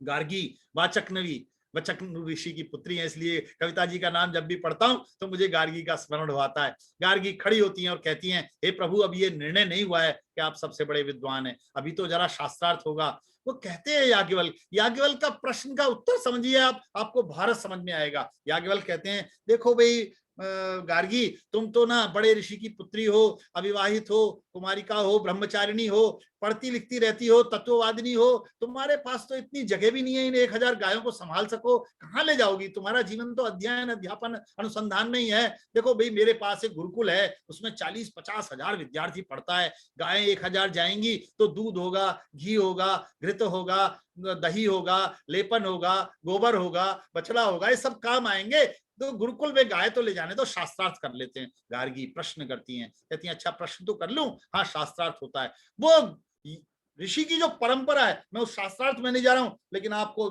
मालूम होगा जब पूरा शास्त्रार्थ समाप्त होता है, उनका एक पुरोहित है जनक का, अश्वल, वो भी प्रश्न करता है। वह कई सारे लोग उनसे प्रश्न करते हैं, बाद में गार्गी भी प्रश्न करती हैं, और गार्गी खड़े होकर घोषणा करती हैं और कहती हैं, चलो भाई अब मैं आप सबके सामने कहती हूँ, हमारी सभा में सबसे बड़े विद्वान ये याज्ञवल्क्य हैं। तो याज्ञवल्क्य एक बात कहते हैं, और याज्ञवल्क्य कहते हैं, ज्ञानेन ही सर्वम भवति। वो कहते हैं ज्ञान से ही सब कुछ संभव है।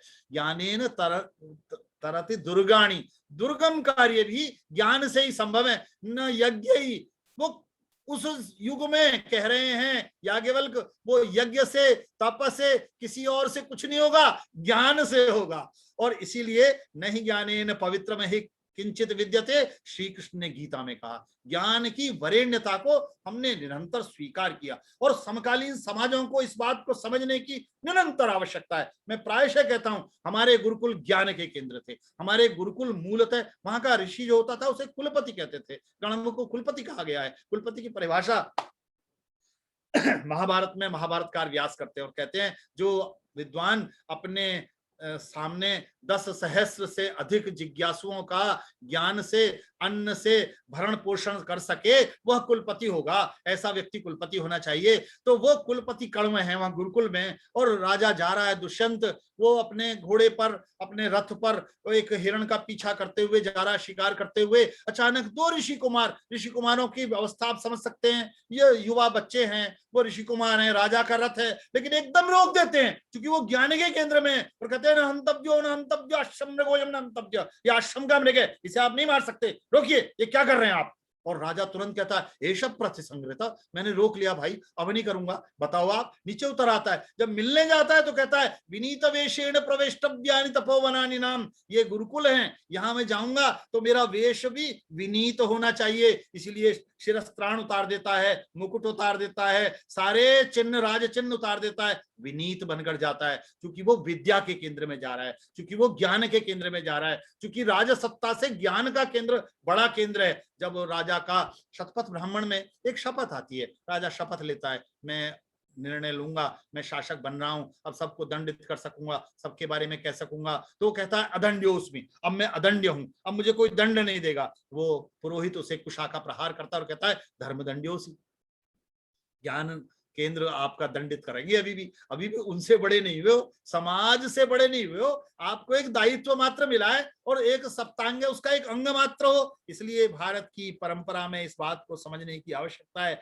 हमने सबको साथ समझा, सबको अपना समझा, और अपना समझने में ये भी समझा ये मेरा है, ये पराया है, ये भेदभाव नहीं किया। अयम निजः परो वेति गणना लघुचेतसाम उदार चरिता नाम तो वसुधैव कुटुंबकम। जिनका उदार चरित है, उदार हृदय है, उनके लिए पूरी पृथ्वी ही कुटुंब है। और इस पूरी पृथ्वी को यदि हम कुटुंब मानते हैं तभी हम कहेंगे कि माँ गृध कस्यस्विद धनम। किसी दूसरे के लोभ के लिए लोभ नहीं करना, किसी दूसरे को जो उपलब्ध होना है उसके बारे में लालच नहीं करना। और यदि लालच नहीं करना तो फिर हमें विचार करना पड़ेगा कि भारत की ज्ञान परंपरा क्या केवल धार्मिकता आधारित है? बहुत सारे मित्रों को लगता है क्या वो कर्मकांड आधारित है, क्या वो केवल संस्कृत आधारित है? एक ऋषि कहता है अनंत शास्त्रम विपुलाच पृथ्वी। अनंत शास्त्रम, शास्त्र बहुत है, उनकी कोई गिनती नहीं है। मैं प्राय कहता हूं महात्मा गांधी भारत में एक बड़े राजनेता हुए, राष्ट्रपिता हुए, राष्ट्रीय आंदोलन के नेतृत्व करता हुए 21 साल साउथ अफ्रीका रहे। उन्होंने स्वयं इतना लिखा कि भारत सरकार ने उनके लिखे को 100 खंडों में प्रकाशित किया।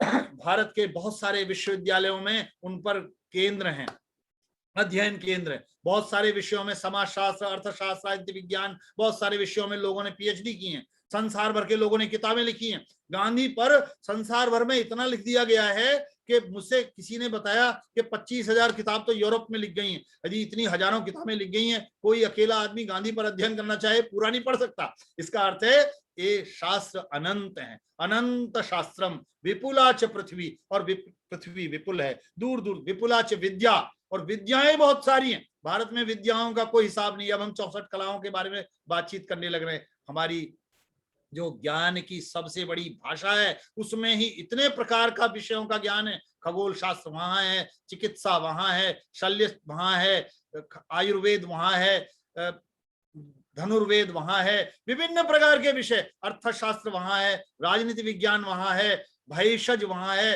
विभिन्न प्रकार के विषय आपको वहां मिल जाएंगे। और रोज नए नए हमारे आपके सामने आ रहे हैं। भाषा विज्ञान, साहित्य, काव्य शास्त्र, इन सबसे बाहर भी आ रहे हैं। इसका अर्थ है कि विपुलाच विद्या, विद्याएं इतनी सारी हैं, उनके बारे में समझना भी बहुत मुश्किल है। अल्पश्च कालो, और किसी के पास समय का पूर्णता नहीं है, समय का बड़ा अभाव है, बहुत थोड़ा समय, किसी को मालूम नहीं है कितना समय मिला हुआ है। इसलिए अल्पश्च कालो, और बहुविघ्नताच, बड़े विघ्न हैं। किसी भी कार्य को करने में विभिन्न प्रकार के हमारे छोटे मोटे विघ्न आ जाते हैं। ऐसे में यत् सारभूतम तद उपासनीयम, जो सार है उसकी उपासना करनी चाहिए। जो सार सार में हम ले सकें, सार सार को गह रह थोथा दे उड़ाए, वो सार। यत् सारभूतम तद उपासनीयम हंसो यथा क्षीरमिवाम मद्यात्। तो भारत की परंपरा यह बार बार विचार करती है कि हम सबके लिए चिंता करें और सबको असत्य से सत्य की ओर, अशुभ से शुभ की ओर, अंधकार से प्रकाश की ओर ले चलें। असतो मां सद्गमय, तमसो मां ज्योतिर्गमय, मृत्योर अमृतम गमय। मृत्यु से अमृतत्व की ओर ले चलें। और इसे ले जाने के लिए सब में अपने जैसा विचार करना होगा। हम अपने मित्रों से बड़ा प्रेम करते हैं, जिन्हें हम मित्र मानते हैं उनके बारे में बड़ा अच्छा सोचते हैं। वेद का एक ऋषि कहता है मित्रस्य चक्षुषा समीक्षा महे। हम दूसरों की समीक्षा भी करें तो मित्र की दृष्टि से करें। मित्र की दृष्टि से करेंगे तो संवेदनशील होंगे, मित्र की दृष्टि से होंगे तो सहानुभूतिपूर्ण होंगे, मित्र की दृष्टि से होंगे तो सतर्क रहेंगे, मित्र की दृष्टि से होंगे तो उसे ठीक करना चाहेंगे, केवल आलोचना मात्र, केवल निंदा मात्र नहीं करेंगे। इसलिए मित्रस्य चक्षुषा समीक्षा महे। हमारी पूरी परंपरा में इस बात को माना गया कि भारत में ऋषि ने ये घोषणा की कि सीखना है, समझना है तो सेवा सबसे बड़ा काम है। सेवा धर्मो परम गहनो योगी नाम अप्यगम्य है। सेवा का धर्म बड़ा गहन है, योगियों को भी अगम्य है। कृष्ण गीता में कहते हैं इसे कैसे समझा जा सकता है, इसे कैसे पाया जा सकता है? तद्विद्धि प्रणिपातेन परिप्रश्नेन सेवया। कृष्ण ने कहा या तो प्रणिपात से, पूर्ण रूप से समर्पण से, पूर्ण रूपेण समर्पण। जैसा बाद में उसको समझ में नहीं आता, 18वें अध्याय में कृष्ण उससे यही कहते हैं सर्वधर्मान् परित्यज्य मामेकं शरणं व्रज। सारे धर्मों को त्याग दे, सारी बातों को भूल जा, मेरी शरण मात्र में आ जा। अहं त्वा सर्व पापेभ्यो मोक्षयिष्यामि मा शुच।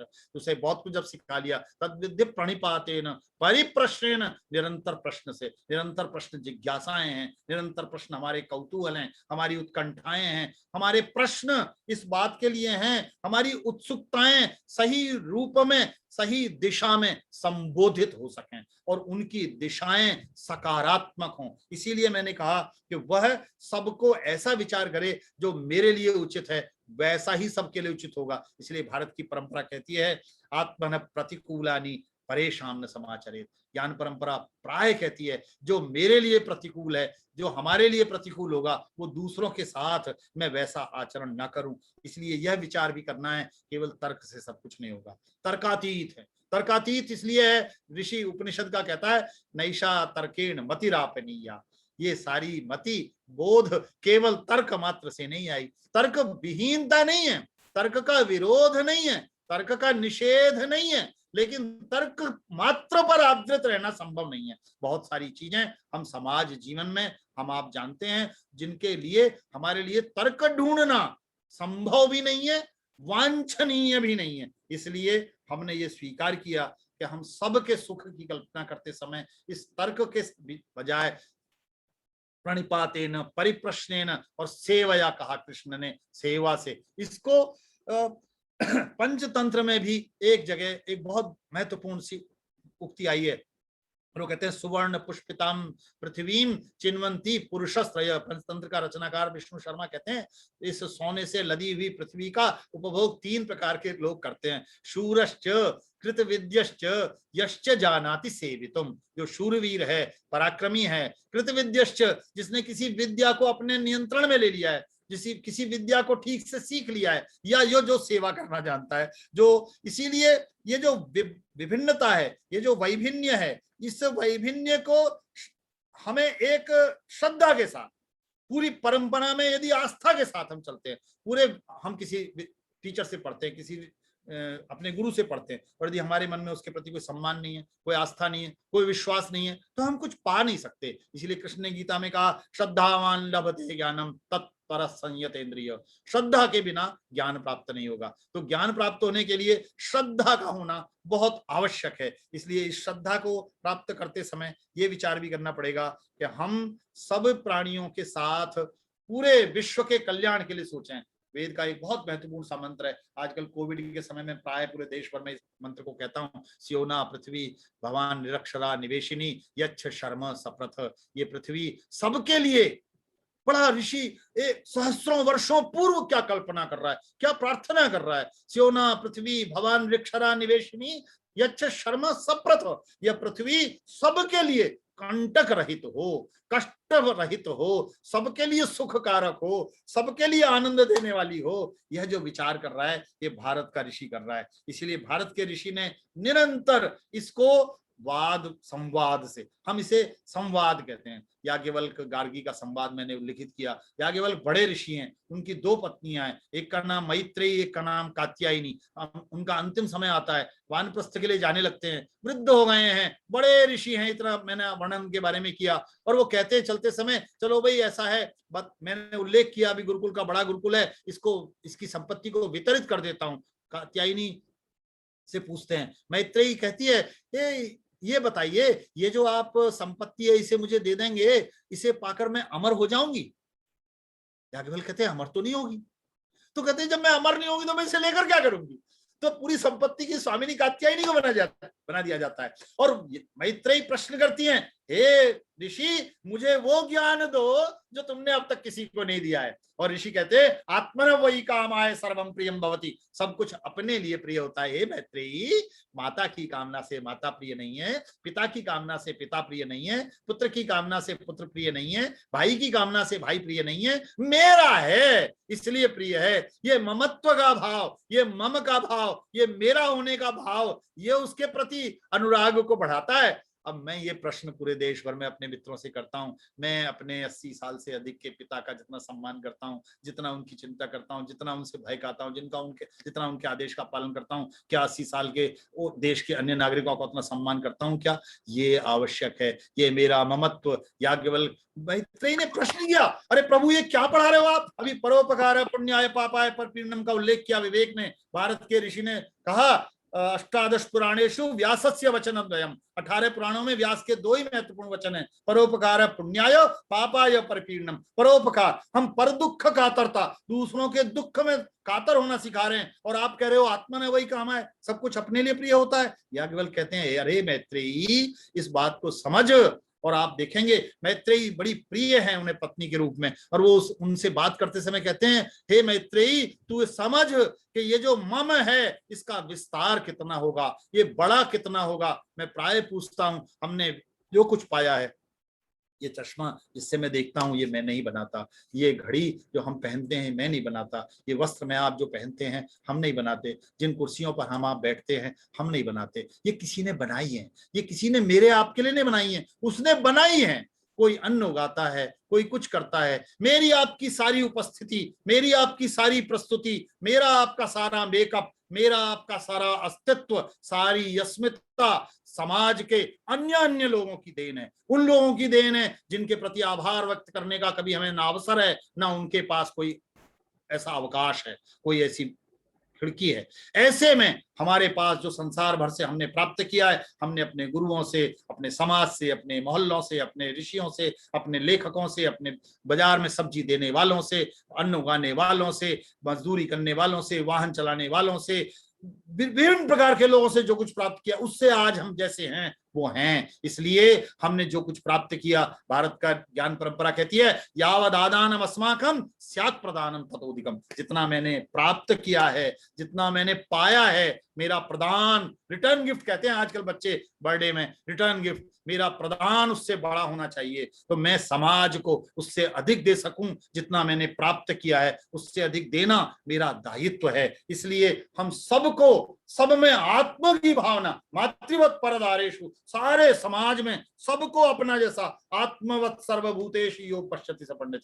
विद्वान वही है जो सबको अपने जैसा समझता हो, सब में अपनत्व समझता हो, सब में वही रागात्मक अनुभूति रखता हो, सब में रागात्मकता की अनुभूति, सब में अपने जैसा भाव, सबको अपना जैसा समझना, सब में भारत की परंपरा इस बात को सिखाती है, सब में वही ईश्वर का निवास, जो ईश्वर मुझ में है, जो ईश्वर अन्य प्राणियों में है, वो सब में निवास कर रहा है। इस विचार को बढ़ाते हुए भारत में निरंतर विमर्श हुए। यह विमर्श केवल याज्ञवल्क्य मैत्रेयी का, याज्ञवल्क्य का, गार्गी का नहीं, हमने एक और महत्वपूर्ण विमर्श जिसका उल्लेख मैं अवश्य करता हूं, उसके बाद अपनी वाणी को विराम दूंगा। हम संसार भर की शांति की कामना करते हैं, हम पृथ्वी शांति, आपस शांति, अंतरिक्ष शांति, वनस्पति शांति, सबकी शांति की कामना करते हैं। लेकिन यह भी निश्चित रूप से एक आध्यात्मिकता भारत की ज्ञान परंपरा में, और इतनी बड़ी आध्यात्मिकता, वेद का एक मंत्र है द्वा सुपर्णा सयुजा सखाय समानम वृक्षम परशस्वजास्ते तयोरन्यः पिप्पलम स्वादुवत्ति अनशनन्यो विचाकशीति। वो दो प्राणियों के आत्मा परमात्मा का ऐसा अद्भुत वर्णन वेद के मंत्र में किया गया है। और फिर उपनिषदों ने इसकी ऐसी अद्भुत व्याख्याएं प्रस्तुत की हैं छोटी छोटी कथाओं के माध्यम से। तो हमें कठोपनिषद की एक बहुत महत्वपूर्ण कथा हम आप सब जानते हैं, उस छोटे से बच्चे नचिकेता की, जो यम से जाकर प्रश्न करने की स्थिति में आ गया, जो यम से प्रश्न कर सकता है। इसलिए भारत का एक ऋषि हमारे शंकराचार्य ने एक बहुत महत्वपूर्ण ज्ञान परंपरा में एक योगदान दिया है। और आपको याद होगा वह मंडन मिश्र से शास्त्रार्थ करने गए। मंडन मिश्र से शास्त्रार्थ जब करने गए और मंडन मिश्र को जब उन्होंने पराजित कर दिया तो उन्होंने उनका अपना शिष्य बन गए वो, और शिष्यत्व में उन्होंने कहा चलो अब तुम्हारा नामकरण कर देता हूं। और वो अपने शिष्य से कहते हैं उक्तम अनुक्तम दुरुक्तम च वार्तिकम। ये बड़ी महत्वपूर्ण परंपरा है। जो मैंने कहा है मैं अपने विद्यार्थी से कह रहा हूं, भाई मैंने जो किताब लिखी है, वे पुस्तक लिखी है, इसका जो जो मैंने कहा है इसे ठीक से पढ़ लो। उक्तम क्या कह दिया है, अनुक्तम जो रह गया है, जो मुझसे कहा जाना था छूट गया है, वो भी तुम ही बता दो। और दुरुक्तम जो अशुद्ध कह दिया है, त्रुटिपूर्ण कह दिया है, कठिन कह दिया है, क्लिष्ट कह दिया है, ऐसा कह दिया है समझ में नहीं आएगा, दुरुक्तम। और फिर वार्तिकम, इसकी व्याख्या लिख दो, इसका वर्णन कर दो, इसका पूरा विश्लेषण कर दो। अपने विद्यार्थी से कहने का साहस, अपने शिष्य से कहने का साहस, ये भारत की ज्ञान परंपरा में संभव है। इसलिए भारत की ज्ञान परंपरा विद्या से अमृत को प्राप्त करना चाहती है। विद्या अमृतमश्नुते। और उस विद्या को केवल जानकारी नहीं रखती, सा विद्या यह विमुक्त है। विद्या वो जो मुक्ति प्रदान करे, जो मुक्त करे हमें विभिन्न प्रकार की क्षुद्रताओं से, संकीर्णताओं से, हमारी संकुचितताओं से, जो हमें मुक्त करे वह विद्या है। इसलिए समकालीन समय में भारत की ज्ञान परंपरा बहुत कुछ ऐसा संसार भर को दे सकती है, भारत मात्र को नहीं विश्व भर को दे सकती है। सा संस्कृति विश्ववारा, सा प्रथमा संस्कृति विश्ववारा, जो भारत की परंपरा है। जब अभी उल्लेख किया आपके विश्वम्भरा के ध्येय वाक्य में भी आपने लिखा हुआ यत्र विश्वम भवत्येक नीडम, ये एक नीड होना केवल एक घोंसला होना नहीं है, एक बाजार होना नहीं है, एक व्यापार होना नहीं है, एक उदारीकृत समाज होना नहीं है, सब में एकत्व का, रागात्मकता का, अनुभूति परकता का भाव संचरित होना ही भारत की पहचान है। और भारत की ज्ञान परंपरा समाज से भिन्न नहीं है, समाज से किसी प्रकार से भी पृथक नहीं है, वह समाज के विभिन्न आयामों का स्पर्श भी करती है, उनकी चिंता भी करती है और वो मनुष्यों का निर्माण करती है। मैं प्रायशः कहता हूं भारत की ज्ञान परंपरा ने संस्थाओं का निर्माण नहीं किया। हमें कोई आवश्यकता नहीं विश्व को बताने की कि हमारे यहाँ कैसे विश्वविद्यालय थे, हमारे गुरुकुलों के नाम किसी को मालूम नहीं है। अचानक किसी भी ऋषि के पास, बड़े बड़े ऋषि अपने पुत्रों को दूसरे ऋषियों के पास अध्ययन के लिए भेजते थे। उद्दालक बहुत बड़े ऋषि हैं, श्वेत केतु को किसी और के पास पढ़ने के लिए भेजा है, उन्होंने खुद नहीं पढ़ाया उद्दालक ने अपने पुत्र को। बहुत, मैंने अभी उल्लेख किया प्रश्नोपनिषद में 5 अन्य ऋषियों के पुत्र आते हैं सीखने के लिए। यह जो परंपरा है यह इस बात की है कि हम सबको ये मानकर चलते हैं, कहीं पर भी किसी भी दिशा में किसी भी क्षेत्र में कहीं पर भी कोई ऐसी बात हो सकती है। अमेध्यादपि कांचनम बालादपि सुभाषितम, बच्चे के पास भी सुभाषित हो सकता है। ये सब सुभाषित हमारे भारतीय ज्ञान परंपरा के मैं आप सबके सामने इस रूप में विनम्रता पूर्वक रख रहा हूं कि ये समकालीनता में भी विभिन्न हमारे प्रश्नों को संबोधित भी कर सकते हैं, उनके लिए दिशा भी दे सकते हैं। हमारी सामाजिकताओं, हमारी सांस्कृतिकताओं, हमारी धार्मिकताओं और हमारी राजनीतिक आर्थिक आयामों के आज के प्रश्नों में बहुत सारे ऐसे प्रश्न हैं जैसे, इसीलिए भारत की ज्ञान परंपरा संस्थाओं के निर्माण की अपेक्षा व्यक्तियों के निर्माण करती है, चरित्रों के निर्माण करती है। और वो व्यक्ति के चरित्र को इतना महत्वपूर्ण मानती है, वृत्तम यत्नेन संरक्षेत वित्तमेति च याति च कहती है। वृत्त की यत्नपूर्वक रक्षा करनी चाहिए, वित्त आएगा चला जाएगा। इसलिए विद्या के धन की प्रधानता, हमारे भट्ट जी ने कहा भी, स्वदेशे पूज्यते राजा, ये विद्वान सर्वत्र पूज्यते। ये विद्या, विद्वत्ता, ये इस बात के द्योतक हैं कि हम जान लें, हम समझ लें। और वो जो किम्नु भगवो विद्याते सर्वमिदं विज्ञातम भवति का प्रश्न है, जो पहले बार पूछा गया प्रश्नोपनिषद में, वो प्रश्न भारत की सनातनता का प्रश्न है जो निरंतर पूछा जा रहा है। हमारे यहाँ किसी काकभूषणी से कोई प्रश्न पूछ रहा है, कोई शिव से कोई पार्वती प्रश्न पूछ रही हैं, कोई रंभा से हमारे यम प्रश्न पूछ रहे हैं, यम यमी का कहीं संवाद देखने को मिलता है, रंभा शुक संवाद देखने को मिलता है। वादे वादे जायते तत्वबोधे, रंभा शुक संवाद से ही आया है। ऐसे बहुत सारे संवाद हमारी पूरी परंपरा में। और मैं अंतिम बात कहने से पहले एक बात और उदाहरण रूप में कहता हूं। भारत की परंपरा एक बात और कहती है, नीति का उल्लेख तो मैंने किया, एक और उल्लेख आजकल मैं करता हूं, और वो ये कि 18 अध्यायों का उल्लेख मैंने अभी कहा कि गीता में हैं, और कृष्ण से अर्जुन को बहुत बड़ा प्रश्न करता है, उससे बड़ा प्रश्न करता भारत में पैदा नहीं हुआ। वो निरंतर प्रश्न करता है, स्थित प्रज्ञस्य का भाषा समाधिस्थस्य केशव, हे केशव स्थित प्रज्ञ कौन है, कैसा है, क्या खाता है, कैसा दिखता है, वो निरंतर प्रश्न करता है। उसे राजयोग समझाते हैं, कर्मयोग समझाते हैं, ज्ञान योग समझाते हैं, भक्ति योग समझाते हैं, अपना दिव्य स्वरूप भी दिखाते हैं। उस दिव्य स्वरूप को देख के भी उसकी समझ में नहीं आता, कई बार प्रश्न करता है। जब अंतिम अध्याय है उसमें एक बहुत महत्वपूर्ण बात कहते हैं, और कृष्ण जो भारत की मूल भावना है उसको कहते हैं, और वो कहते हैं, देखो भाई अर्जुन, मेरे समझ में जितना भी आता था वो मैंने तुझे बता दिया। इति ते ज्ञानम आख्यातम, बहुत ही महत्वपूर्ण श्लोक है। और वो कहता है इति ते ज्ञानम आख्यातम, इति मैंने जितना भी मेरे पास ज्ञान था, जो समझदारी थी, वो तुम्हें बता दी, आख्यातम वर्णित कर दी, नरेट कर दी। इति ते ज्ञानम आख्यातम गुह्यात् गुह्यतरम मया, जो गुह्य है उससे भी गुह्य है, मैंने सब तेरे को बता दिया। विमृश्य एतद अशेषेण, इस पर अशेष रूप से विचार कर ले, जिसे आजकल हम होलिस्टिक बोलते हैं, कंप्लीटली पूरा विचार कर ले। विमृश्य एतद अशेषेण, और फिर करना क्या है, यही भारत का मंत्र है। और कहते हैं यथेच्छसि तथा कुरु, जो तेरी इच्छा करे वो कर।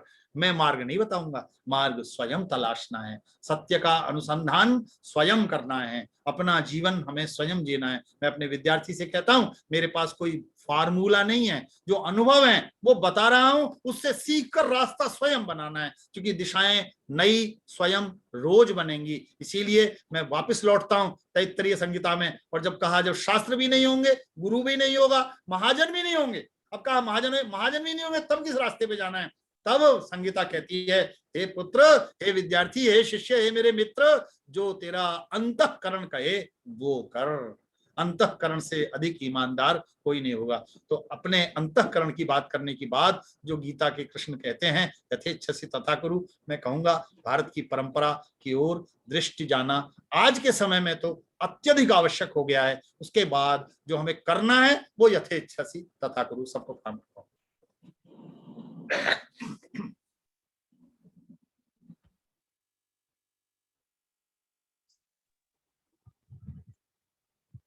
आपका म्यूट है कविता जी, म्यूट है आपका।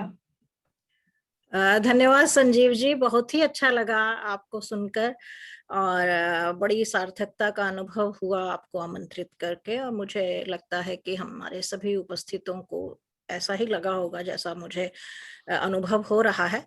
मैं प्रश्नोत्तर के लिए अभी 5 मिनट में खोलूंगी, तब तक आप सभी लोग आपके मन में जो जो प्रश्न हैं संजीव जी से करने के लिए उन्हें तैयार रखें।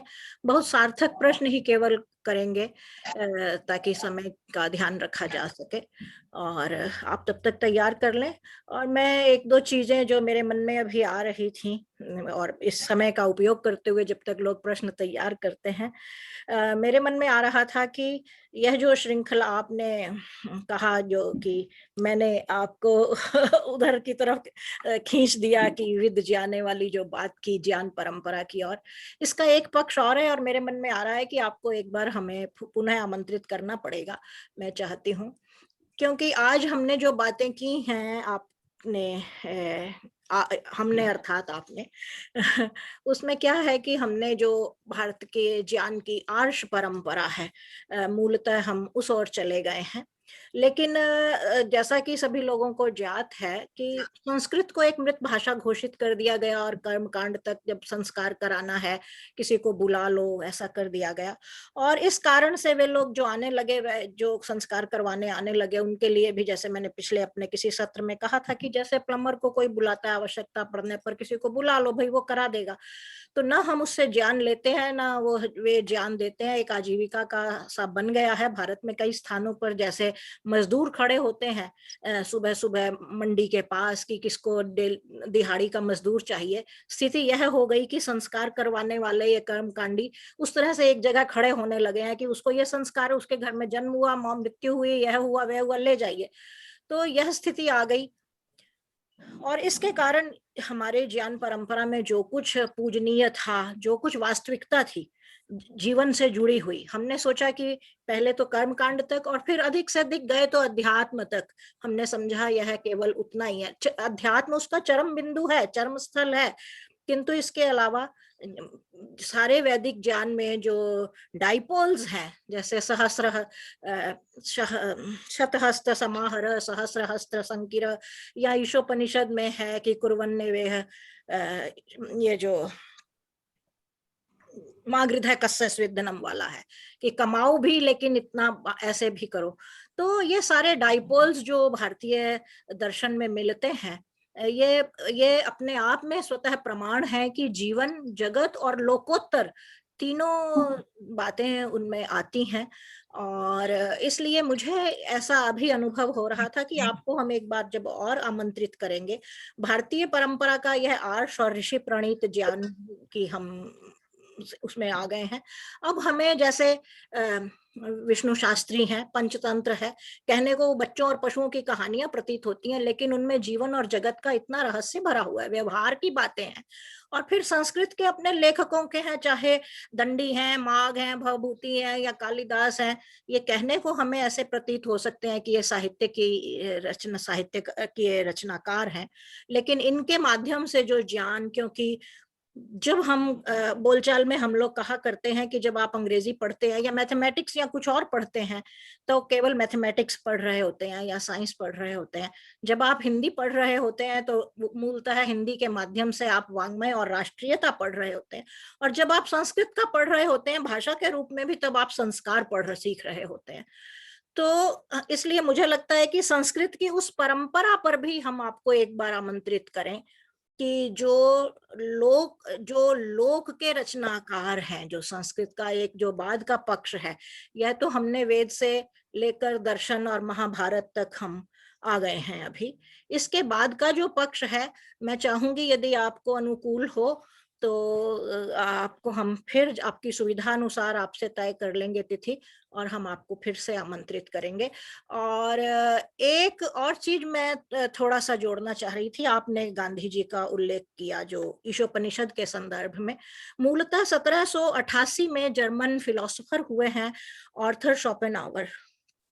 उन्होंने यह बात कही थी कि यदि विश्व का सब कुछ भी समाप्त हो जाए, प्रलय आ जाए और कोई ग्रंथ ना बचे, कुछ भी ना बचे, लेकिन यदि ईशोपनिषद और उसका भी पहला मंत्र बचा रह जाए, तो मुझे लगता है गांधी जी या बाद के लोगों ने उन्हीं को उद्धृत किया है और ऐसी बात कही है। क्योंकि हम लोग मानते हैं कि विदेशी ठप्पा लग जाए तो चीज वैसी होती है, तो मुझे लगा यह उस भावना से मैंने नहीं कहा। मैंने इसलिए कहा ताकि रिकॉर्ड में रहे कि मूलतः यह बात किसने पहली बार प्रारंभ की थी। मैं अपने यदि आप लोग यदि जिसे कहना चाहिए प्रश्न जिनके हैं वे हैं हाथ एक बार। जी राम भट्ट जी सही, मैं प्रारंभ करती हूँ। जी बहुत बहुत धन्यवाद प्रोफेसर शर्मा जी, बहुत बहुत धन्यवाद। इतना सारा ज्ञान आपसे सीखने को मिला और इतनी सारी चीजें जो आम तौर पर हमें सुनने को नहीं मिलती हैं, खास करके जो डिस्कोर्स है उसमें नहीं। और इसी से संबंधित मेरा प्रश्न भी है। उदार चरिता नाम वसुधैव कुटुंबकम। क्या भारत में लोग इतने उदार हो गए हैं कि वे अपनी जो ये इतनी रिच परंपरा है, ये धनी परंपरा है, जो ज्ञान की परंपरा, उसको ठीक से दूसरी पीढ़ियों में नहीं दे पाए हैं? और क्या हम कहीं फेल हुए हैं, मात खा गए हैं विदेशियों को एक तरह से जो काउंटर क्वेश्चन है या काउंटर आर्गुमेंट है वो देने में? क्योंकि विदेशी, और या उसके जो दूसरा प्रश्न उसी से जुड़ा हुआ है कि क्या आपको लगता है कि जो जिन विदेशियों ने भारतीय ज्ञान परंपरा पर लिखा है, क्या वे उसको ठीक से नहीं समझ पाए? और क्या अभी भारत सरकार इस पर कुछ कर रही है, या कोई ऐसी परियोजना है कि जिससे लगे या जो इस काम को कर रही हो कि जो हमारी जो भारत की ज्ञान परंपरा है उसको आधुनिक रूप में नई पीढ़ी को देने के लिए क्या किया जा सकता है, या कोई ऐसी परियोजना है? धन्यवाद। धन्यवाद भट्ट जी। जब कोई एक वक्ता भाषण दे ले और उसके बाद प्रश्न आ जाए, इसका अर्थ होता है कुछ लोगों ने ध्यान से सुना है। इसलिए आपका बहुत आभारी हूं, आपने प्रश्न तो किया है।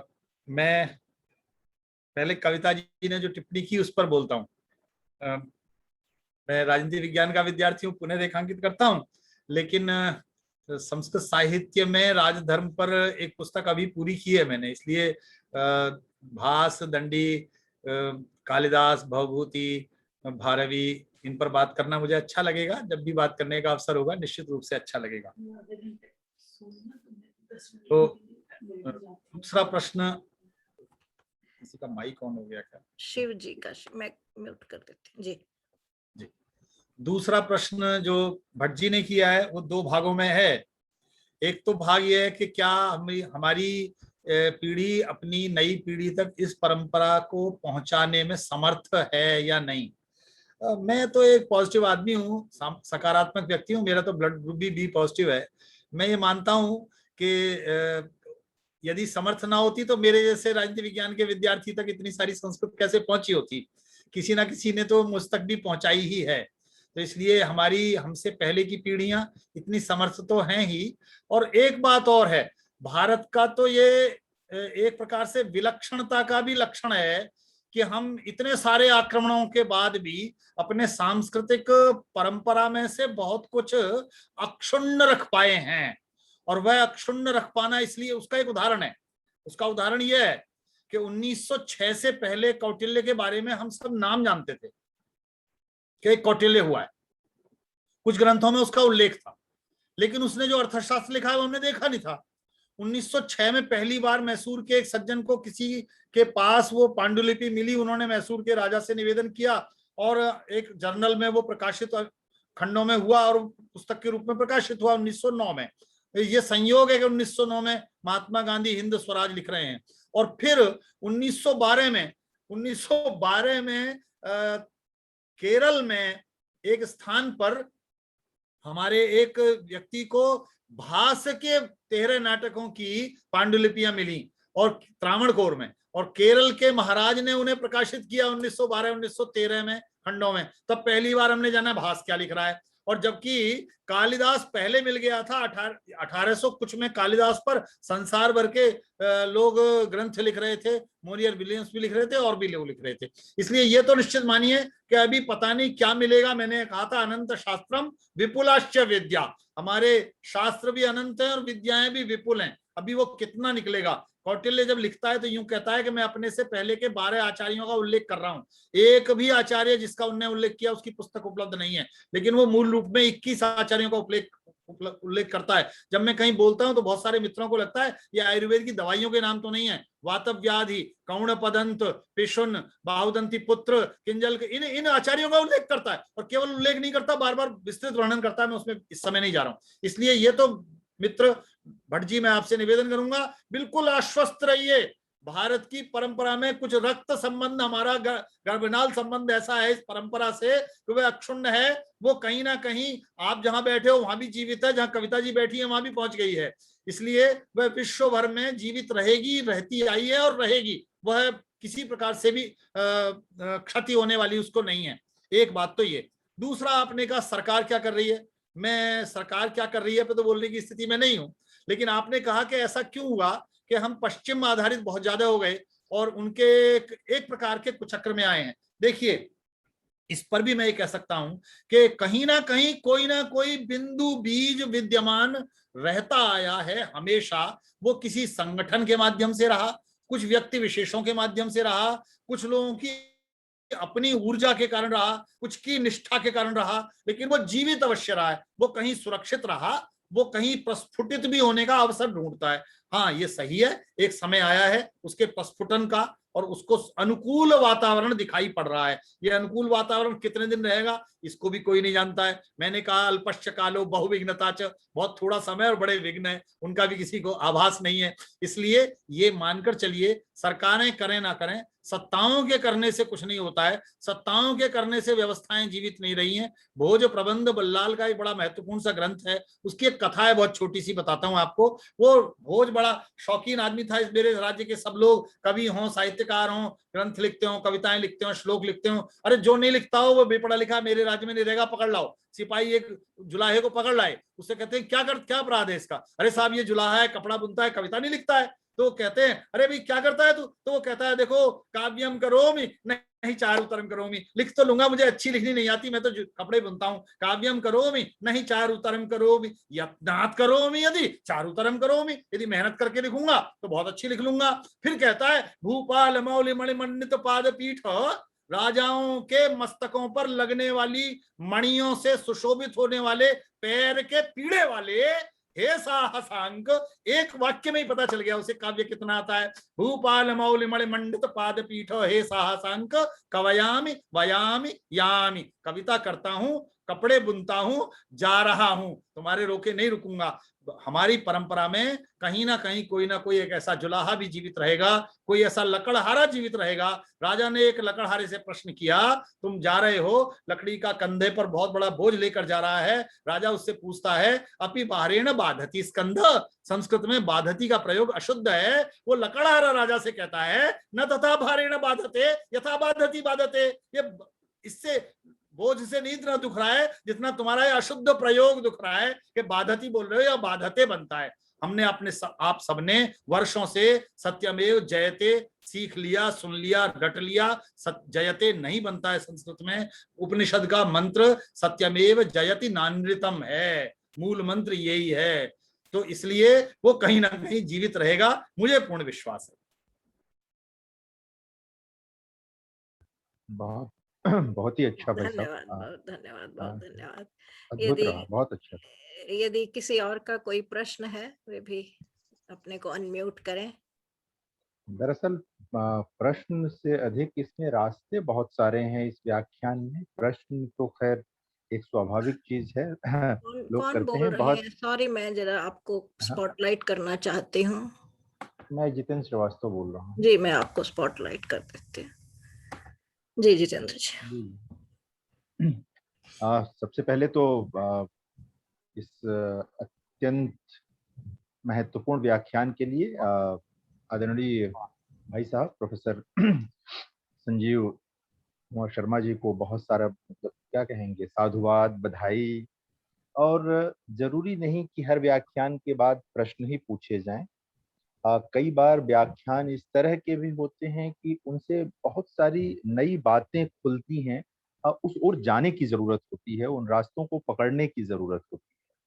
और अगर हम उन रास्तों पर बढ़ेंगे तो ठीक है, फिर उसके बाद बहस हो सकती है, सवाल आ सकते हैं। तो बहुत सारी बातें बहुत विस्तार से, बहुत सारे उपनिषदों से कोट करते हुए पृथ्वी सूक्त से शुरू किया उन्होंने, और बहुत विस्तार से लेकर आए, और बहुत सारा समकालीन समय भी लिया उन्होंने अपने व्याख्यान में। ऐसा नहीं है कि अपने समय को छोड़ दिया उन्होंने, बार बार ले आए। वो संस्कृति और राजनीति दोनों के अध्येता हैं। राजनीति शास्त्र, हम सब अध्यापक हैं, कुछ न कुछ पढ़ते पढ़ाते हैं, तो राजनीति शास्त्र के शिक्षक हैं। लेकिन संस्कृति के गहरे अध्येता हैं, और जितनी बार भी मैंने उनको सुना है, बहुत तैयारी से बोलते हैं। बहुत बहुत विस्तार होता है। जब मैं विस्तार कह रहा हूँ तो गहराई और कंटेंट के विस्तार के अर्थ में कह रहा हूँ। बहुत विस्तार होता है उनके वक्तव्य में। और लोग जो अपने विषय से बाहर इतनी गहराई से बात कर पाते हैं। अपने विषय में तो दक्ष बहुत लोग होते हैं अकादमिक दुनिया में, विश्वविद्यालय दुनिया में। वो हिंदी साहित्य पर भी पूरी, मतलब कह सकते हैं आप कि जिस तरह से कोई आचार्य हिंदी का बात करता है, तो मुझे अवसर मिला है उनके साथ बैठने का इस रूप में, तो वो भी देखा मैंने। भाषा के प्रश्नों पर भी बहुत संजीदगी से वो बात करते हैं।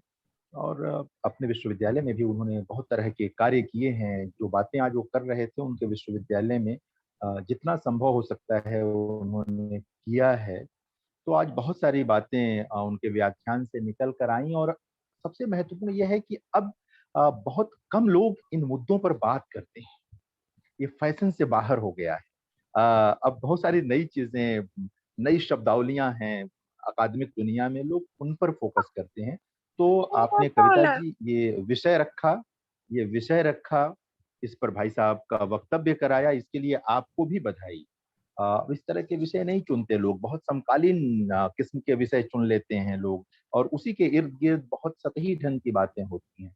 तो आपको कविता जी, आपकी संस्था को बधाई, और पुनः भाई साहब आपका अभिनंदन।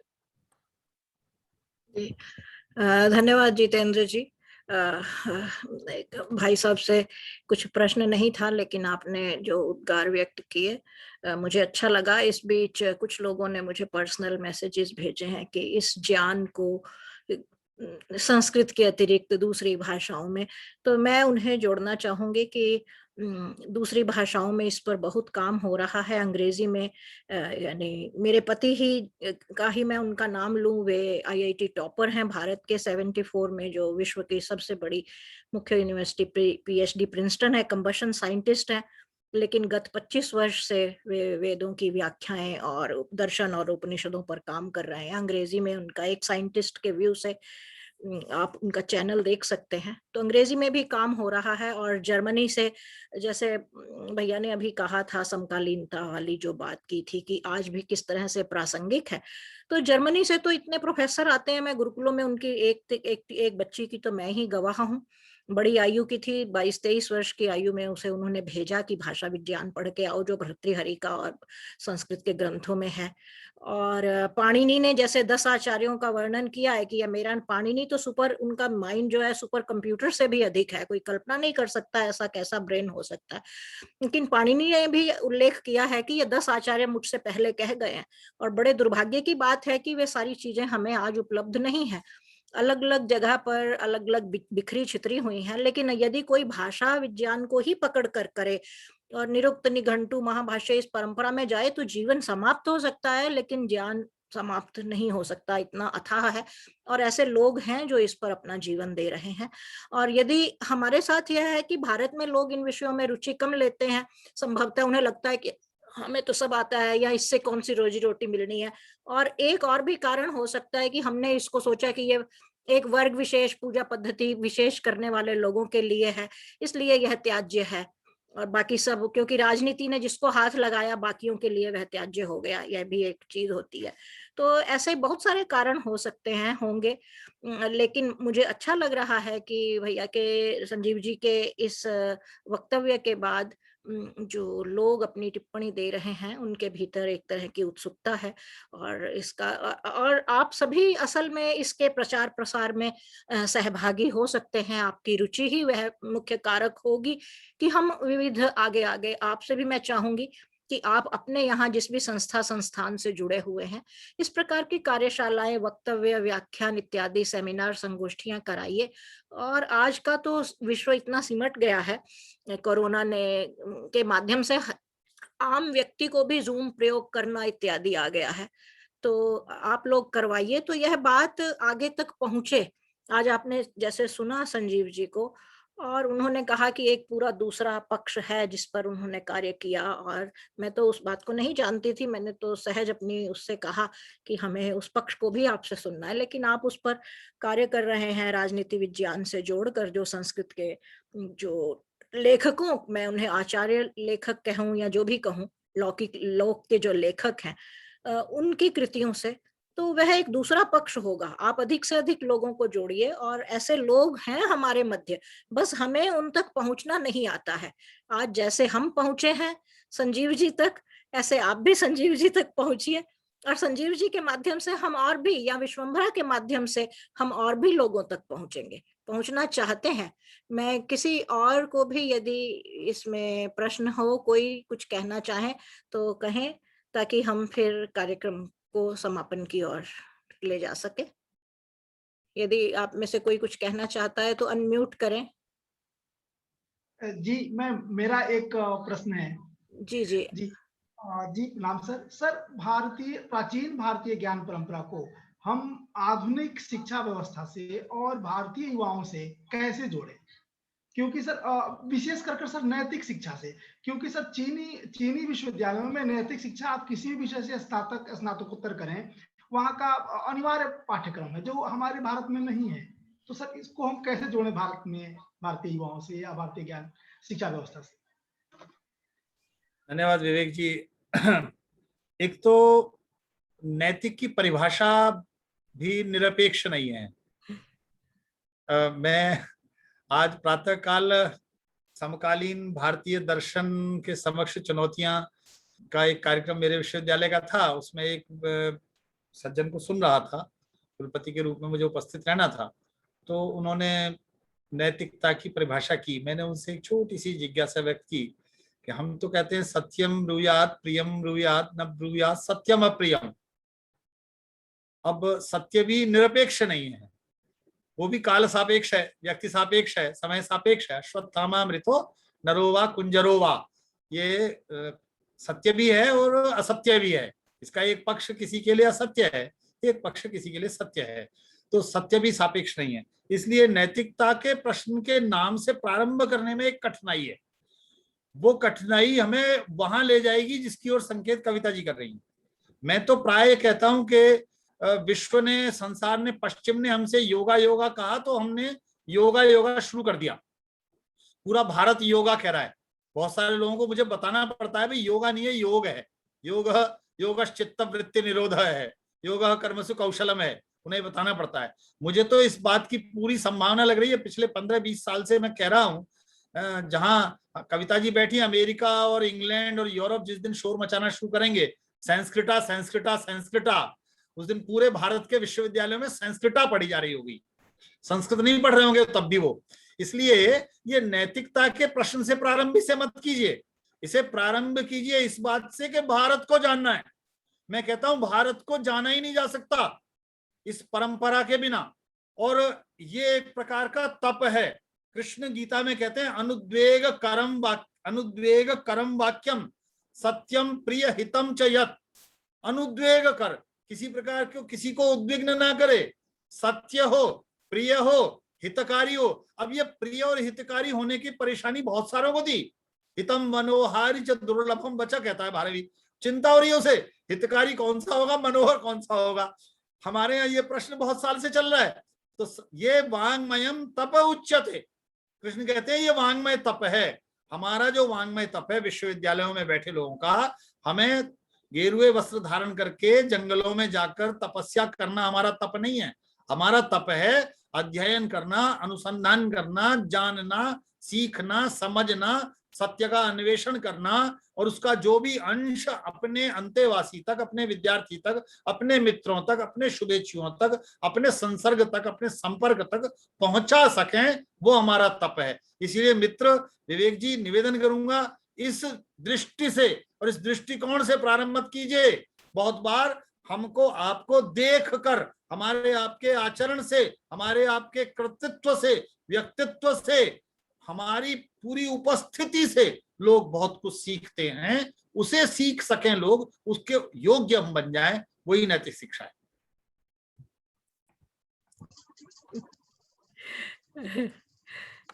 आशा है आपका समाधान हो गया है।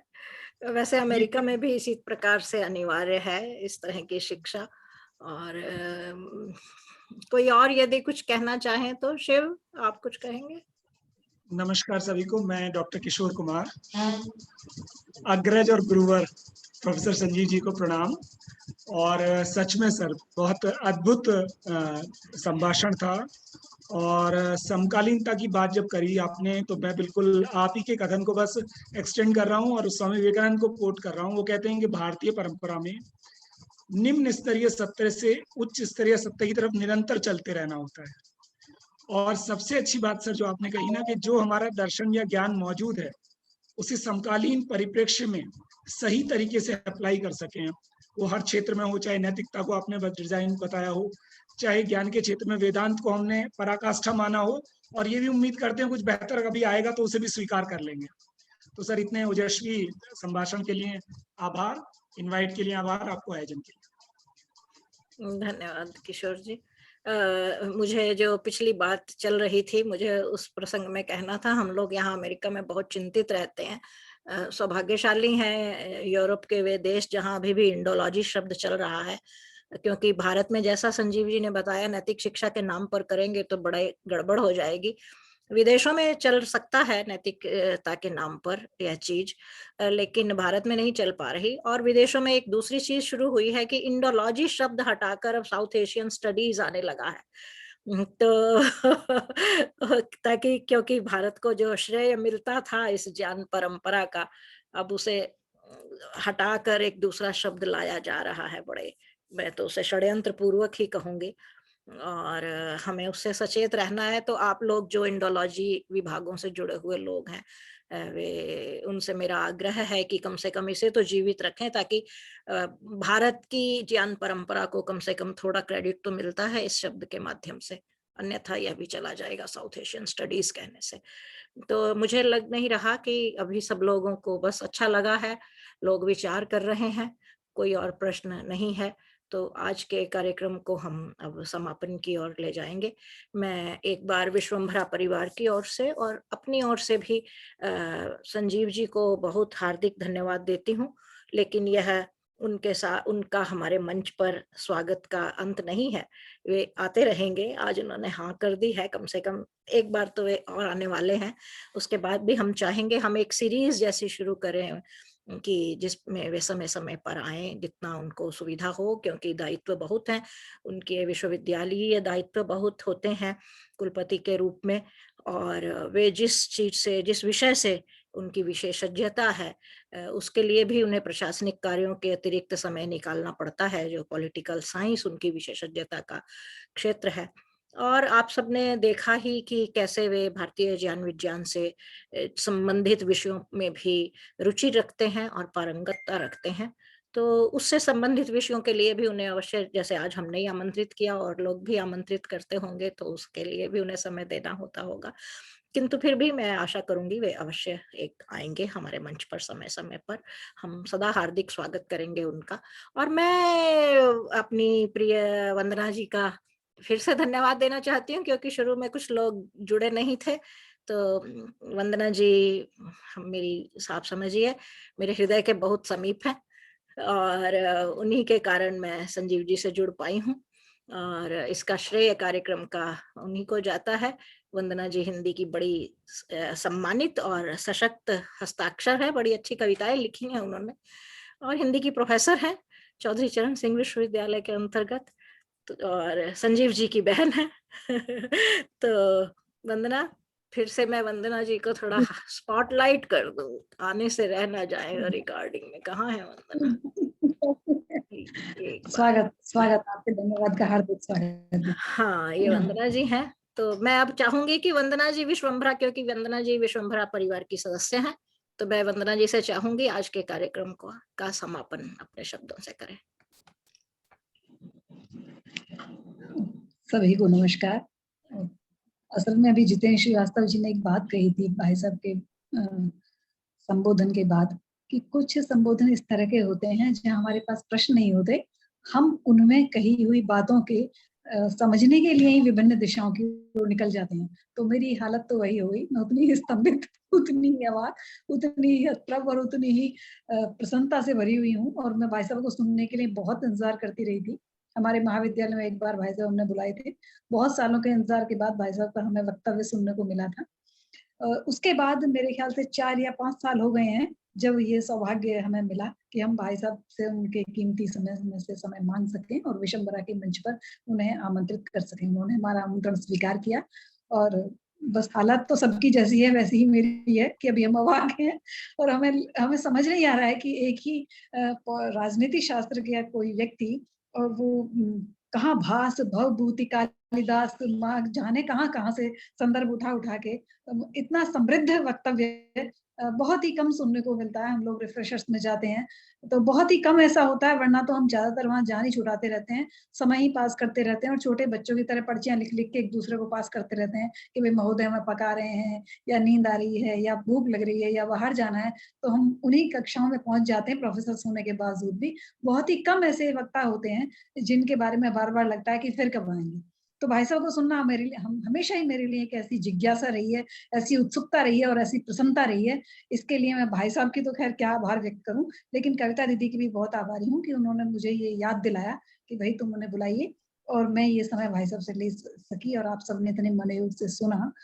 इस सब के लिए मैं सभी का हार्दिक धन्यवाद। धन्यवाद वंदना, बहुत अच्छा लगा। मैंने वंदना जी को बड़ी ऑकवर्ड सिचुएशन में डाल दिया, वे विश्वम्भरा की प्रतिनिधि बने या संजीव जी की बहन के रूप में कहें, है ना। लेकिन मुझे अच्छा लगा वंदना ने विश्वम्भरा की ओर से औपचारिक धन्यवाद दिया, और कुछ लोगों ने मुझे मैसेजेस किए हैं इसकी रिकॉर्डिंग ताकि लोगों से शेयर की जा सके। मैंने अभी देखिए चैट में इसका लिंक दिया है, यहाँ पर हम वीडियो को कल तक जारी कर देंगे।